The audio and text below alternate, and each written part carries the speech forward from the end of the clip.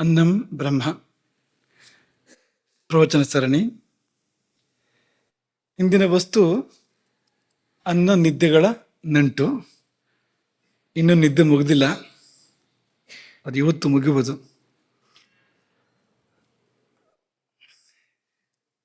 ನಮ್ಮ ಶರೀರದಲ್ಲಿ ಒಂದು ಸಂಸಾರ ನಡೆದಿದೆ. ನಿನ್ನೆಯ ಪ್ರವಚನದ ಬಿಂದುಗಳನ್ನು ಸ್ವೀಕಾರ ಮಾಡ್ತಾ ಇರುವಂಥದ್ದು ನಾವು. ಇಲ್ಲಿಯೇ ಒಂದು ಸಂಸಾರ ನಡೆದಿದೆ.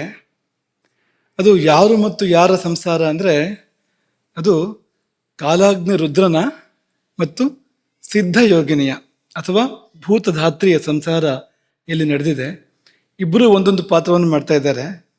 ಕಾಲಾಗ್ನಿ ರುದ್ರ ಅಗ್ನಿಯಾಗಿ, ಜಠರಾಗ್ನಿಯಾಗಿ, ಭೂತಾಗ್ನಿಯಾಗಿ, ಧಾತ್ವಗ್ನಿಯಾಗಿ, ಕಾಯಾಗ್ನಿಯಾಗಿ ಎಲ್ಲೆಲ್ಲೂ ನಮ್ಮ ಶರೀರದಲ್ಲಿ ನೆಲೆಸಿದ್ದಾನೆ. ಮುಖ್ಯವಾಗಿ ಮಹಾಕೇಂದ್ರ, ಪ್ರಧಾನ ಕೇಂದ್ರ ಯಾವುದು ಅಂದರೆ ಅದು ಮಣಿಪುರ ಚಕ್ರದ ಪರಿಸರ, ನಾಭಿಯ ಪರಿಸರ.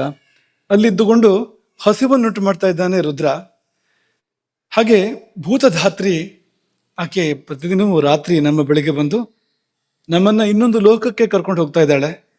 ಅದು ಸುಖದ ಲೋಕ, ವಿಶ್ರಮದ ಲೋಕ.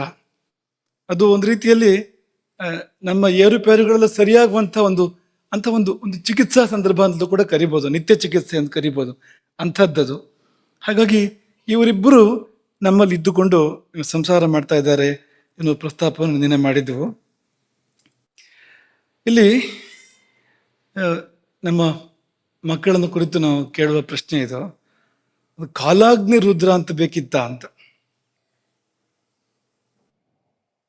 ಕಾಲಾಗ್ನಿ ರುದ್ರಸ್ಯ ಪತ್ನಿ, ಕಾಲಾಗ್ನಿ ರುದ್ರ ಪತ್ನಿ ಸಾ ನಿದ್ರಾ,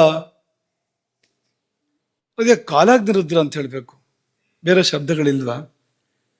ಅಥವಾ ಶ್ಲೋಕ ತುಂಬಿಸಕ್ಕೆ ಹೇಳಿದ್ದ? ಹಾಗಿರಲ್ಲ ಅದು. ಯಾಕೆಂದ್ರೆ ಬರೆದವರು ಅಥವಾ ವಿರಚಿಸಿದವರು ವ್ಯಾಸರು, ವೇದವ್ಯಾಸರು. ಲಕ್ಷೋಪಲಕ್ಷ ಶ್ಲೋಕಗಳನ್ನು ಲೀಲಾಜಾಲವಾಗಿ ರಚಿಸಿದವರಿಗೆ ಒಂದು ಶ್ಲೋಕ ತುಂಬೋದಕ್ಕೆ ಶಬ್ದ ಹಾಕುವ ಪ್ರಮೇಯಗಳಿಲ್ಲ. ಹಾಗಿದ್ರೆ ಈ ಶಬ್ದವನ್ನು ಯಾಕೆ ಬಳಸಿದ್ರು? ಕಾಲಾಗ್ನಿ ರುದ್ರ ಅಂತ ಯಾಕೆ ಬಳಸಿದ್ರು? ಶ್ಲೋಕ ತುಂಬೋದಾದ್ರೆ ಕೈಲಾಸನಾಥ ಪತ್ನಿ ಸ ಸರಿ ಆಗ್ತದೆ. ಕಾಲಾಗ್ನಿ ರುದ್ರ ಅಂತಲೇ ಬೇಕು ಅಂತಿಲ್ಲ, ಕೈಲಾಸನಾಥ ಪತ್ನಿ ಸ ಆಗತ್ತಲ್ಲ. ಇಂಥದ್ದು ಇನ್ನೂ 3-4 ಅಂತ ತೋರಿಸ್ಬೋದು. ಆದರೆ ಕಾಲಾಗ್ನಿ ರುದ್ರ ಅಂತಲೇ ಯಾಕೆ ಪದವನ್ನು ಬಳಸಿದ್ರು ಏನಾದ್ರು ನಿಮಗೆ ಮನಸ್ಸಿಗೆ ಬರುತ್ತಾ? ಕಾರಣ ಅದಕ್ಕೆ ಏನು ಸೂಚನೆ ಕೊಡ್ತಾ ಇದ್ದಾರೆ ಅವರು? ಹತ್ರ ಇದೆ ಹೇಳಿದ್ದು. ಅದೇ ನಿದ್ದೆಯನ್ನು ಯಾರು ಅಂತ ಅಲ್ಲಿ ಪ್ರಕಟವಾಗಿ ಹೇಳಿ ಆಯಿತು ವೇದವ್ಯಾಸರು. ಸೂಚ್ಯವಾಗಿ ಅಗ್ನಿ ಯಾರು ಅಂತ ಕೂಡ ಹೇಳ್ತಾ ಇದ್ದಾರೆ ಅಲ್ಲಿ, ಅದೇ ಪದಗಳ ಮೂಲಕ ಹೇಳ್ತಾ ಇದ್ದಾರೆ. ಕಾಲಾಗ್ನಿ ಅನ್ನೋ ಶಬ್ದಕ್ಕೆ ಪ್ರಳಯ ಕಾಲದ ಅಗ್ನಿ ಅಂತ ಬೇರೆ ಕಡೆ ಎಲ್ಲ ಅರ್ಥ ಇದೆ, ಆದರೆ ಇಲ್ಲಿ ಅದರ ಸೂಕ್ಷ್ಮ ಬೇರೆ ಅಂತ. ಕಾಲಾಗ್ನಿ ಅಂದರೆ ಒಂದು ನಿರ್ದಿಷ್ಟ ಕಾಲದಲ್ಲಿ ಎದ್ದು ಬರುವ ಅಗ್ನಿ. ಯಾವುದದು? ನಡು ಮಧ್ಯಾಹ್ನ ಪಿತ್ತಕಾಲದಲ್ಲಿ ಎದ್ದು ಬರುವ ಅಗ್ನಿ ಅದು. ಯಾವ್ಯಾವಾಗಲೂ ಬರ್ತಾ ಇರೋದಿಲ್ಲ ಅದು. ಯಾವ್ಯಾವಾಗಲೂ ಬರ್ತಾ ಇದ್ರೆ ಅದು ರುದ್ರ ಸ್ವರೂಪದ ಅಗ್ನಿ ಅಲ್ಲದು, ಅದು ಯಮ ಸ್ವರೂಪದ ಅಗ್ನಿ ಅದು. ರುದ್ರಾಗ್ನಿ, ಶಿವಾಗ್ನಿ ಯಾವುದು ಅಂದರೆ ಯಾವುದೋ ಒಂದು ನಿರ್ದಿಷ್ಟ ಕಾಲದಲ್ಲಿ, ಪಿತ್ತ ಕಾಲದಲ್ಲಿ ಎದ್ದು ಬರ್ತದೆ ಅದು ಅಂತ. ಅದೇ ಈ ಜಠರಾಗ್ನಿ ಏನಿದೆ ಅದನ್ನೇ ಸೂಚಿಸುವ ಶಬ್ದ ಕಾಲಾಗ್ನಿ ಎನ್ನುವಂಥದ್ದು. ಅಗ್ನಿ ಶಬ್ದದ ಪ್ರಯೋಗ, ಕಾಲ ಶಬ್ದದ ಪ್ರಯೋಗ, ಇದೆಲ್ಲ ಆ ಧ್ವನಿಯನ್ನ ಕೊಡುವಂಥದ್ದು. ಮತ್ತೆ ರುದ್ರನೇ ಅಗ್ನಿ ಎಂಬುದಕ್ಕೆ ಕಾಲಕೂಟ ವಿಷವನ್ನು ಜೀರ್ಣ ಮಾಡ್ಕೊಂಡಲ್ಲ ಅವನು. ಜೀರ್ಣ ಮಾಡ್ಕೊಳ್ಳೋದಕ್ಕೆ ಅಸಾಧ್ಯವಾದುದರೆಲ್ಲ ಅಸಾಧ್ಯವಾದುದು. ಹಲಾಹಲ ವಿಷ ಅಥವಾ ಕಾಲಕೂಟ ವಿಷ ಅಂತ ಹೇಳ್ತೇವಲ್ಲ ನಾವು. ವಿಷ ಅಂದರೆ ಅದು ಜೀರ್ಣ ಆಗದೆ ಇರುವಂಥದ್ದು, ಜೀರ್ಣಕ್ಕೆ ಅಸಾಧ್ಯವಾಗಿರುವಂಥದ್ದು ವಿಷ. ಅದರಲ್ಲಿ ಕಾಲಕೂಟಕ್ಕೆ, ಹಲಾಹಲಕ್ಕೆ ಸಮಾನ ಬೇರೆ ಯಾವುದೂ ಇಲ್ಲ. ಅದನ್ನು ಜೀರ್ಣ ಮಾಡಿದವನು ಅಂದರೆ ಅದು ಅಂಥದ್ದೊಂದು ಅಗ್ನಿಯೇ, ಬಲಿಷ್ಠವಾದ ಅಗ್ನಿಯಾಗಿರ್ಬೇಕು ಅದು ಎನ್ನುವುದನ್ನು ನಾವಲ್ಲಿ ಅರ್ಥ ಮಾಡ್ಕೊಳ್ಬೋದು. ಇರಲಿ, ನಿನ್ನೆ ನಿದ್ದೆ ಎಂಬ ಪೂಜೆ ಎಂಬ ಮಾತನ್ನು ಹೇಳಿದ್ವು. ನಿದ್ದೆಯಲ್ಲ, ಪೂಜೆ. ಹಾಗಾಗಿ ಅದೆಲ್ಲ ನಿಯಮಗಳು. ಈಗ ಮುರಿದ ಮಂಚದಲ್ಲಿ ಮಲಗಬೇಡ ಅಂದರೆ ಏನು? ನಿದ್ದೆ ಬರಲಿಕ್ಕೆ ಏನಾಗಬೇಕು? ಮುರಿದ ಮಂಚ ಆದ್ರೇನು, ಅಥವಾ ಗಂಧದ ಮಂಚ ಚೆನ್ನಾಗಿರೋದು, ಕೆತ್ತನೆ ಮಾಡಿರೋದಾದ್ರೇನು? ನಿದ್ದೆ ಬರೋಕ್ಕೆ ಏನು ತೊಂದರೆ ಅಂದರೆ ಇಲ್ಲ, ಅದು ಪೂಜೆ ಇದು ಅಂತ. ಇದು ಕೇವಲ ರಾಜರಿಗೆ ಹೇಳಿದ್ದಲ್ಲ, ಮುರಿದ ಮಂಚದಲ್ಲಿ ಮಲಗಬೇಡ ಅಂತ ಶ್ರೀಮಂತರಿಗೆ ಹೇಳಿದ್ದಲ್ಲ, ಎಲ್ಲರಿಗೂ ಹೇಳಿದ್ದು. ಯಾಕೆಂದ್ರೆ ಮುರಿದ ಮನೆಯಲ್ಲಿ ಪೂಜೆ ಮಾಡಬೇಡ ಕೂತ್ಕೊಂಡು ಅಂತ ಹೇಳಿದ ಹಾಗೆ ಇದು ಅಂತ. ಅಥವಾ ಒಡೆದ ಗಂಟೆ ಜಾಗಟೆ ಬಳಸಿ ಪೂಜೆ ಮಾಡಬೇಡ ಅಂತ ಹೇಳಿದ ಹಾಗೆ ಇದು ಅಂತ. ಅಂದ್ರೆ ಪೂಜೆ ಎನ್ನುವುದಕ್ಕೆ ತುಂಬಾ ಒತ್ತು ಕೊಟ್ಟಿದ್ರಿಂದ, ನಿದ್ದೆಯನ್ನ ಒಂದು ಒಂದು ಪೂಜಾ ಕಾರ್ಯವಾಗಿ ಭಾವಿಸಿದ್ರಿಂದಲೇ ಆ ನಿಯಮಗಳಲ್ಲೇ ಬಂದು ಅಂತ. ಹಾಗೆ ಪೂಜೆ ಹೇಗಿದೆ ಅನ್ನೋದನ್ನ ಒಂದು ಚಿಕ್ಕದಾಗಿ ನೋಡೋಣ. ರಾತ್ರಿ ಬರುವ ಭೂತಧಾತ್ರ ಸಿದ್ಧ ಯೋಗಿನಿಗೆ ಪೂಜೆ ಮಾಡುವಾಗ ಈ ಶರೀರವೇ ಗುಡಿ, ಶರೀರವೇ ದೇವಸ್ಥಾನ. ಗರ್ಭಗೃಹ ಯಾವುದು ಅಂದ್ರೆ ಪ್ರಶಾಂತವಾದ ಮನಸ್ಸು, ಅದು ಗರ್ಭಗುಡಿ. ಮನಸ್ಸು ಪ್ರಶಾಂತವಾಗದೇ ಇದ್ರೆ ನಿದ್ದೆ ಬರೋದಿಲ್ಲ, ಭೂತಧಾತ್ರೆ ಬರೋದಿಲ್ಲ ಅಂತ. ಹಾಗಾಗಿ ಪ್ರಶಾಂತ ಮಾನಸವೇ ಗರ್ಭಗೃಹ. ಕಣ್ಣೇ ಪೀಠ. ನಿದ್ದೆ ಬರೋದು ಎಲ್ಲಿ ಅಂದ್ರೆ ಇಲ್ಲಿ ನಿದ್ದೆ ಬರ್ತದೆ ಅಂದ್ರೆ ನಮಗೆ ಹೂ ಅಂತ ಅನ್ಸೋದಿಲ್ಲ, ಇಲ್ಲಿ ನಿದ್ದೆ ಬರೋದು ಅಂತ. ಹಾಗಾಗಿ ಕಣ್ಣೇ ಪೀಠ ಅಂತ, ಕಣ್ಣು ಮುಚ್ಚಬೇಕು ನಿದ್ದೆ ಬರ್ಬೇಕಾದ್ರೆ. ನಾವು ನಿಮ್ಗೆ ನಮ್ಮ ಒಬ್ಬ ಚಿಕ್ಕ ವಯಸ್ಸಿನ ಸಹಾಧ್ಯಾಯಿ ಬಗ್ಗೆ ಹೇಳಿದ್ವಿ, ಅವನಿಗೊಂದು ಆ ಶಕ್ತಿ ಇತ್ತು ಅಂತ, ಕಣ್ಣು ತೆರೆದೇ ನಿದ್ದೆ ಮಾಡ್ತಾ ಇದ್ದ ಅಂತ ಯಾವಾಗಲೂ ನಿಮ್ಗೆ ಹೇಳಿದ ನೆನಪು ನಮಗೆ. ಅದು ಅಪರೂಪದ ಪ್ರಕರಣ ಅದು. ಇಲ್ಲದೆ ಇದ್ರೆ ಕಣ್ಣು ತೆರೆದು ನಿದ್ದೆ ಮಾಡೋಕ್ಕಾಗೋದಿಲ್ಲ, ಕಣ್ಣು ಮುಚ್ಚಿ ಹೋಗ್ತದೆ ತಾನೇ ತಾನಾಗಿ. ಯಾಕೆಂದ್ರೆ ನಿದ್ದೆಯ ತಮಗುಣ ಅಲ್ವಾ ಅದು. ಹಾಗಾಗಿ ಕಣ್ಣು ಮುಚ್ಚುವಂತೆ ಅದು ಮಾಡಲೇಬೇಕು. ಅದು ಕಣ್ಣೇ ಪೀಠ. ಪೂಜಾ ಪರಿಕರಗಳೆಲ್ಲ ಏನಿಲ್ಲ ಅಂತಂದ್ರೆ ಹಾಸಿಗೆ, ಹೊದಿಕೆ, ದಿಂಬು, ಇವೆಲ್ಲ ಪೂಜಾ ಪರಿಕರಗಳು. ಇದು ಕೂಡ ಪೂಜಾ ಪರಿಕರವಾಗ್ಲಿಕ್ಕೆ ಸಾಧ್ಯ ಇದೆ ನೋಡಿ. ಹಾಗಾದ್ರೆ ಪೂಜಾ ಪ್ರಕ್ರಿಯೆ ಏನಪ್ಪ? ಈಗ ನಮ್ಗೆ ನಿತ್ಯ ಪೂಜೆಯಲ್ಲಿ ನಾದಶಬ್ದ ಮಯಂ ಘಂಟ ಒಂದು ಗಂಟೆ ತೂಗಿ ಶುರು ಮಾಡಬೇಕು, ಆಮೇಲೆ ಅಭಿಷೇಕ ಆಗಬೇಕು, ಗಂಧ ಹಚ್ಚಬೇಕು, ಅಲಂಕಾರ ಆಗಬೇಕು, ಎಲ್ಲ ಇದೆಯಲ್ಲ. ಇಲ್ಲಿ ಏನಪ್ಪ ಪೂಜೆ ಮಾಡೋ ಪ್ರಕ್ರಿಯೆ ಏನು ಅಂದ್ರೆ ಏನೂ ಮಾಡದಿರುವುದೇ ಪೂಜೆ. ಏನಾದ್ರೂ ಮಾಡೋಕೆ ಶುರು ಮಾಡಿದ್ರೆ ಪೂಜೆ ಆಗೋದಿಲ್ಲ, ನಿದ್ದೆಯನ್ನು ಪೂಜೆ ಆಗೋದಿಲ್ಲ ಅಂತ. ಚೇಷ್ಟೆ ಶುರು ಮಾಡ್ಕೊಂಡ್ರೆ ಏನಾದ್ರು ಎಚ್ಚರ ಇದ್ಕೊಂಡು, ನಿದ್ದೆಯಲ್ಲಿ ಚೇಷ್ಟೆ ಮಾಡೋರು ಇರ್ತಾರೆ, ಅದು ಬೇರೆ ವಿಷಯ. ಆದ್ರೆ ಎಚ್ಚರದಲ್ಲಿ ನಾವೇನಾದ್ರು ಚೇಷ್ಟೆ ಮಾಡೋಕೆ ಶುರು ಮಾಡಿದ್ರೆ, ಏನಾದ್ರು ಕ್ರಿಯೆಗಳನ್ನು ಆರಂಭ ಮಾಡಿದ್ರೆ ನಿದ್ದೆ ಬರೋದಿಲ್ಲ. ಹಾಗಾಗಿ ಏನೂ ಮಾಡದಿರುವುದೇ ಪೂಜೆ. ಧ್ಯಾನ ಇದ್ದಾಗೆ. ಧ್ಯಾನ ಅಂದ್ರೆ ಏನು ಅಂದ್ರೆ, ಧ್ಯಾನಕ್ಕೆ ಏನ್ ಮಾಡಬೇಕು ಅಂತ ಕೇಳಬೇಡಿ, ಏನು ಮಾಡಬಾರ್ದು, ಅದೇ ಧ್ಯಾನ. ಒಳಗಾಗಲಿ ಹೊರಗಾಗಲಿ, ಮನಸ್ಸಲ್ಲಾಗ್ಲಿ ಶರೀರದಲ್ಲಾಗ್ಲಿ ಯಾವ ಕ್ರಿಯೆಯೂ ಇಲ್ಲದೆ ಇದ್ರೆ ಅದೇ ಧ್ಯಾನ ಅಂದ ಹಾಗೆ ಇದು ಅಂತ. ಅಂದ್ರೆ ಅದಕ್ಕೆ ಹತ್ರ ಇದೆ ತುಂಬಾ ಅಂತ. ಏನು ಮಾಡದಿರುವುದೇ ಪೂಜೆ. ಅದು ನಡೆಯುವುದು ರಾತ್ರಿ ವೇಳೆಯಲ್ಲಿ. ಸಾಮಾನ್ಯ ಪೂಜೆಗೆಲ್ಲ ಒಂದು ಕಾಲ ಅಂತ ಇದೆ ನೋಡಿ. ರಾತ್ರಿ ಪೂಜೆಗಳು ಇಲ್ಲ ಅಂತಲ್ಲ, ಅಪರೂಪ. ಅದೇ ಈ ಅಮ್ಮನವರ ಪೂಜೆಗಳೆಲ್ಲ ರಾತ್ರಿ ಬರ್ತವೆ. ಭೂತಸಾತ್ರಿ ಅಂತ ಹೇಳಿದ್ವಲ್ಲ ನಾವು, ಸಿದ್ಧಯೋಗಿನಿ ಪಾರ್ವತಿ ಅಂತ. ಈ ನವರಾತ್ರಿ ಪೂಜೆ ರಾತ್ರಿ ಬರುವಂಥದ್ದು. ಒಂದು ಯಾಮ ಕಳೆದ ಮೇಲೆ, ಸುಮಾರು 9 ಗಂಟೆ ಕಳೆದ ಮೇಲೆ ಆ ಪೂಜೆಗೆ ವಿಶೇಷ ಇರುವಂಥದ್ದು ಅಂತ. ಹಾಗೆ ರಾತ್ರಿ ವೇಳೆಯಲ್ಲಿ ಪೂಜೆ, ಅದು ಕರ್ತ ಮಲಗಿದ ಮೇಲೆ ಅಂತ. ಇಂಥ ಪೂಜೆ ಇನ್ನೆಲ್ಲೂ ಇಲ್ಲ ನೋಡಿ. ಕರ್ತ ಮಲಗಿದ ಮೇಲೆ ಪೂಜೆ ಪ್ರಾರಂಭ ಆಗುವಂಥದ್ದು. ಬೇರೆ ಕಡೆ ಮಲಗಿಬಿಟ್ರೆ ಪೂಜೆ ಇಲ್ಲ, ಕರ್ತ ಮಲಗಿದ್ರೆ ಯಾತಕ್ಕೆ ಬರ್ತೈತೆ ಅದು. ಇದು ಮಾತ್ರ ಹಾಗಲ್ಲ, ಮಲಗಿ ಮಾಡುವ ಪೂಜೆ. ಅನ್ಯ ದೇವತೆಗಳನ್ನ ಊಟ ಮಾಡದೆ ಪೂಜಿಸ್ಬೇಕು, ಉಪವಾಸ ವಿಶೇಷ ಅಲ್ಲಿ. ನಿತ್ಯ ಪೂಜೆ ಆದ್ರೂ ಕೂಡ ಬೆಳಗ್ಗೆ ಪೂಜೆಗಿಂತ ಮೊದಲು ನಾವೇನು ತಗೊಳ್ಬಾರ್ದು. ಹೊಟ್ಟೆ ಖಾಲಿ ಇರಬೇಕಾಗಿದ್ದು ತುಂಬಾ ಮುಖ್ಯ ಉಪಾಸನೆಗಳಿಗೆ. ಈಗ ಸಾಯಂಕಾಲ ಸಂಧ್ಯಾ ವಂದನೆ ಮಾಡಬೇಕು ಅಥವಾ ಧ್ಯಾನ ಮಾಡಬೇಕು ಅಂತ ತಗೊಂಡ್ರೆ, ಮಧ್ಯಾಹ್ನ ಊಟದ ನಂತರ ಮಧ್ಯೆ ಏನು ತಗೊಳ್ಳದೇ ಇದ್ರೆ, ಘನಾಹಾರ ಮಧ್ಯೆ ಏನು ತಗೊಳ್ಳದೇ ಇದ್ರೆ, ಸಾಯಂಕಾಲದ ಸಂಧ್ಯಾ ವಂದನೆಗೆ ಅನುಕೂಲವಾದ ಸ್ಥಿತಿ ಏರ್ಪಡ್ತದೆ. ಹೊಟ್ಟೆ ಖಾಲಿ ಆಗ್ಬೇಕು. ಹೊಟ್ಟೆ ಭಾರ ಇದ್ರೆ, ಹೊಟ್ಟೆಯಲ್ಲಿ ಆಹಾರ ಇದ್ರೆ ಇದಾಗೋದಿಲ್ಲ. ಧ್ಯಾನ, ಪೂಜೆ, ಉಪಾಸನೆ ಯಾವುದು ಆಗೋದಿಲ್ಲ. ಇದು ಒಂದು ಅಪವಾದ. ಇದು ಊಟ ಮಾಡಿಯೇ ಪೂಜೆ ಮಾಡಬೇಕು. ಹಾಗಂತ ಬಿಗಿದು ಊಟ ಮಾಡೋದಲ್ಲ, ಉಪವಾಸ ಇರೋದು ಅಲ್ಲ. ಒಂದು ಹದದಲ್ಲಿ ಅವಳಿಗೆ ಎಷ್ಟು ಬೇಕೋ ಅಷ್ಟೇ, ಅವಳು ಬರೋದಕ್ಕೆ ಎಷ್ಟು ಬೇಕೋ ಅಷ್ಟೇ ತಗೊಂಡು ಅವಳಿಗೆ ಜಾಗ ಬಿಟ್ಟು ನಾವು ಊಟ ಮಾಡಿದರೆ ಆಕೆ ಬಂದ್ಬಿಡ್ತಾಳೆ. ಇದು ನಿತ್ಯ ತಪ್ಪದೇ ನಡೆಸಬೇಕಾದ ಯೋಗ ನಿದ್ರಾ ಪೂಜೆ, ದೇವಿ ಪೂಜೆ ಎಲ್ಲರೂ ಮಾಡಬೇಕು. ಎಲ್ಲ ವರ್ಣ ವರ್ಗದವರು ಮಾಡಬೇಕಾದ ಪೂಜೆ, ಎಲ್ಲ ವಯಸ್ಸಿನವರು ಮಾಡಬೇಕಾದ ಪೂಜೆ, ಎಲ್ಲೆಲ್ಲರೂ ಮಾಡಬೇಕಾದ ಪೂಜೆ, ಪ್ರತಿನಿತ್ಯ ಮಾಡಬೇಕಾಗಿರುವಂಥದ್ದು. ಇದು ಒಂದನ್ನು ಸರಿ ಮಾಡಿದ್ರು ಜೀವನ ಸರಿಯಾಗ್ಬೋದು. ಪೂಜೆ ಸರಿಯಾಗಿ ನೆರವೇರಿದ್ರೆ ಫಲ ಅಪಾರ ಅಂತ. ಪೂಜೆಗೊಂದು ಫಲ ಬೇಕಲ್ಲ. ಏನು ಲಾಭ ಇಲ್ಲದೆ ಏನನ್ನು ಮಾಡೋರಲ್ಲ ನಾವು ಮನುಷ್ಯರು, ಲಾಭ ಬೇಕೇ ಬೇಕು ನಾವು. ಈ ಪೂಜೆಗೆ ಏನಪ್ಪ ಲಾಭ, ನಿದ್ದೆ ಎಂಬ ಪೂಜೆಗೆ ಅಂದ್ರೆ ವಿಶ್ರಾಂತಿ ಸರ್ವಾಂಗಗಳಿಗೆ ಅಂತ. ನಿದ್ದೆಯಲ್ಲಿ ಮಾತ್ರ ಸಿಗುವಂಥದ್ದು ಸರ್ವಾಂಗ ವಿಶ್ರಾಂತಿ. ಎಲ್ಲ ಅಂಗಗಳು ವಿಶ್ರಾಂತಿಯನ್ನು ಪಡಿತೇವೆ ಇಲ್ಲಿ. ಅಂತರಂಗ ಸಹಿತ ಅಂತರಂಗಕ್ಕೂ ಕೂಡ ವಿಶ್ರಾಂತಿ. ಪಾಪ ಆ ಅಂತರಂಗ ಅಥವಾ ನಮ್ಮ ಮನಸ್ಸು ಅನ್ನುವಂಥದ್ದು ಅದು ದುಡಿಯೋದಕ್ಕೆ ಲೆಕ್ಕ ಇಲ್ಲ. ಒಂದು ಕ್ಷಣ ಮಾತ್ರ ಸುಮ್ಮನೆ ಇರ್ತದ ಅದು. ನಾವು ಎಚ್ಚರ ಇದ್ದಾಗ ಅಂದ್ರೆ ಒಂದು ಕ್ಷಣವೂ ಕೂಡ ಸುಮ್ಮನೆ ಇರೋದಿಲ್ಲ. ಎಲ್ಲಿಂದ ಎಲ್ಲಿಗೆ ತಿರುಗಾಟ. ಕ್ಷಣ ಮಾತ್ರದಲ್ಲಿ ಇಲ್ಲಿಂದ ಮನೆಗೆ ಹೋಗ್ಬಿಡ್ತದೆ ಅದು. ಮನೆಯಿಂದ ಮತ್ತೆಲ್ಲೋ ಪೇಟೆಗೆ ಹೋಗ್ಬಿಡ್ತದೆ, ಅಲ್ಲಿಂದ ಯಾವುದೋ ಉದ್ಯಾನವನಕ್ಕೆ ಹೋಗ್ತದೆ, ಅಲ್ಲಿಂದ ಇನ್ನೆಲ್ಲಿಗೂ ಹೋಗ್ತದೆ. ಈ ಊರು ಬಿಟ್ಟು ಬೇರೆ ಊರಿಗೆ, ಬೇರೆ ದೇಶಕ್ಕೆ, ಬೇರೆ ಲೋಕಕ್ಕೆ, ಚಂದ್ರಲೋಕಕ್ಕೆಲ್ಲ ಹೋಗಿ ಬಂದ್ಬಿಡ್ತದೆ ಅದು ಮನಸ್ಸು. ಇಡೀ ದಿನ ಒಂದಿಲ್ಲದ ಒಂದು ಕೆಲಸ ಮಾಡ್ತಾ ಇರ್ತದಲ್ಲ ಯಾವಾಗಲೂ ಅದು. ಅದಕ್ಕೆ ವಿಶ್ರಾಂತಿ ಅಂದ್ರೆ ಈ ನಿದ್ದೆಯಲ್ಲಿಯೇ ತಕ್ಕ ಮಟ್ಟಿಗಾರು ವಿಶ್ರಾಂತಿ ದೊರೆಯುವಂಥದ್ದು. ಅದರಲ್ಲಿ ಕೂಡ ಗಾಢ ನಿದ್ರೆ, ಅಲ್ಲಿ ಅದಕ್ಕೆ ಹೆಚ್ಚು ವಿಶ್ರಾಂತಿ ಸಿಗುವಂಥದ್ದು. ಪುರೀತತ್ವ ಎನ್ನುವ ನಾಡಿಯಲ್ಲಿ ಮನಸ್ಸು ಪ್ರವೇಶ ಮಾಡಬೇಕಂತೆ. ನಮ್ಮೊಳಗಿರ್ತಕ್ಕಂಥ ಸಾವಿರ ಸಾವಿರ ಸಾವಿರ ಸಾವಿರ ನಾಡಿಗಳ ಮಧ್ಯದಲ್ಲಿ ಪುರೀತತ್ವ ಎನ್ನುವಂಥ ಒಂದು ನಾಡಿ ಇದೆ.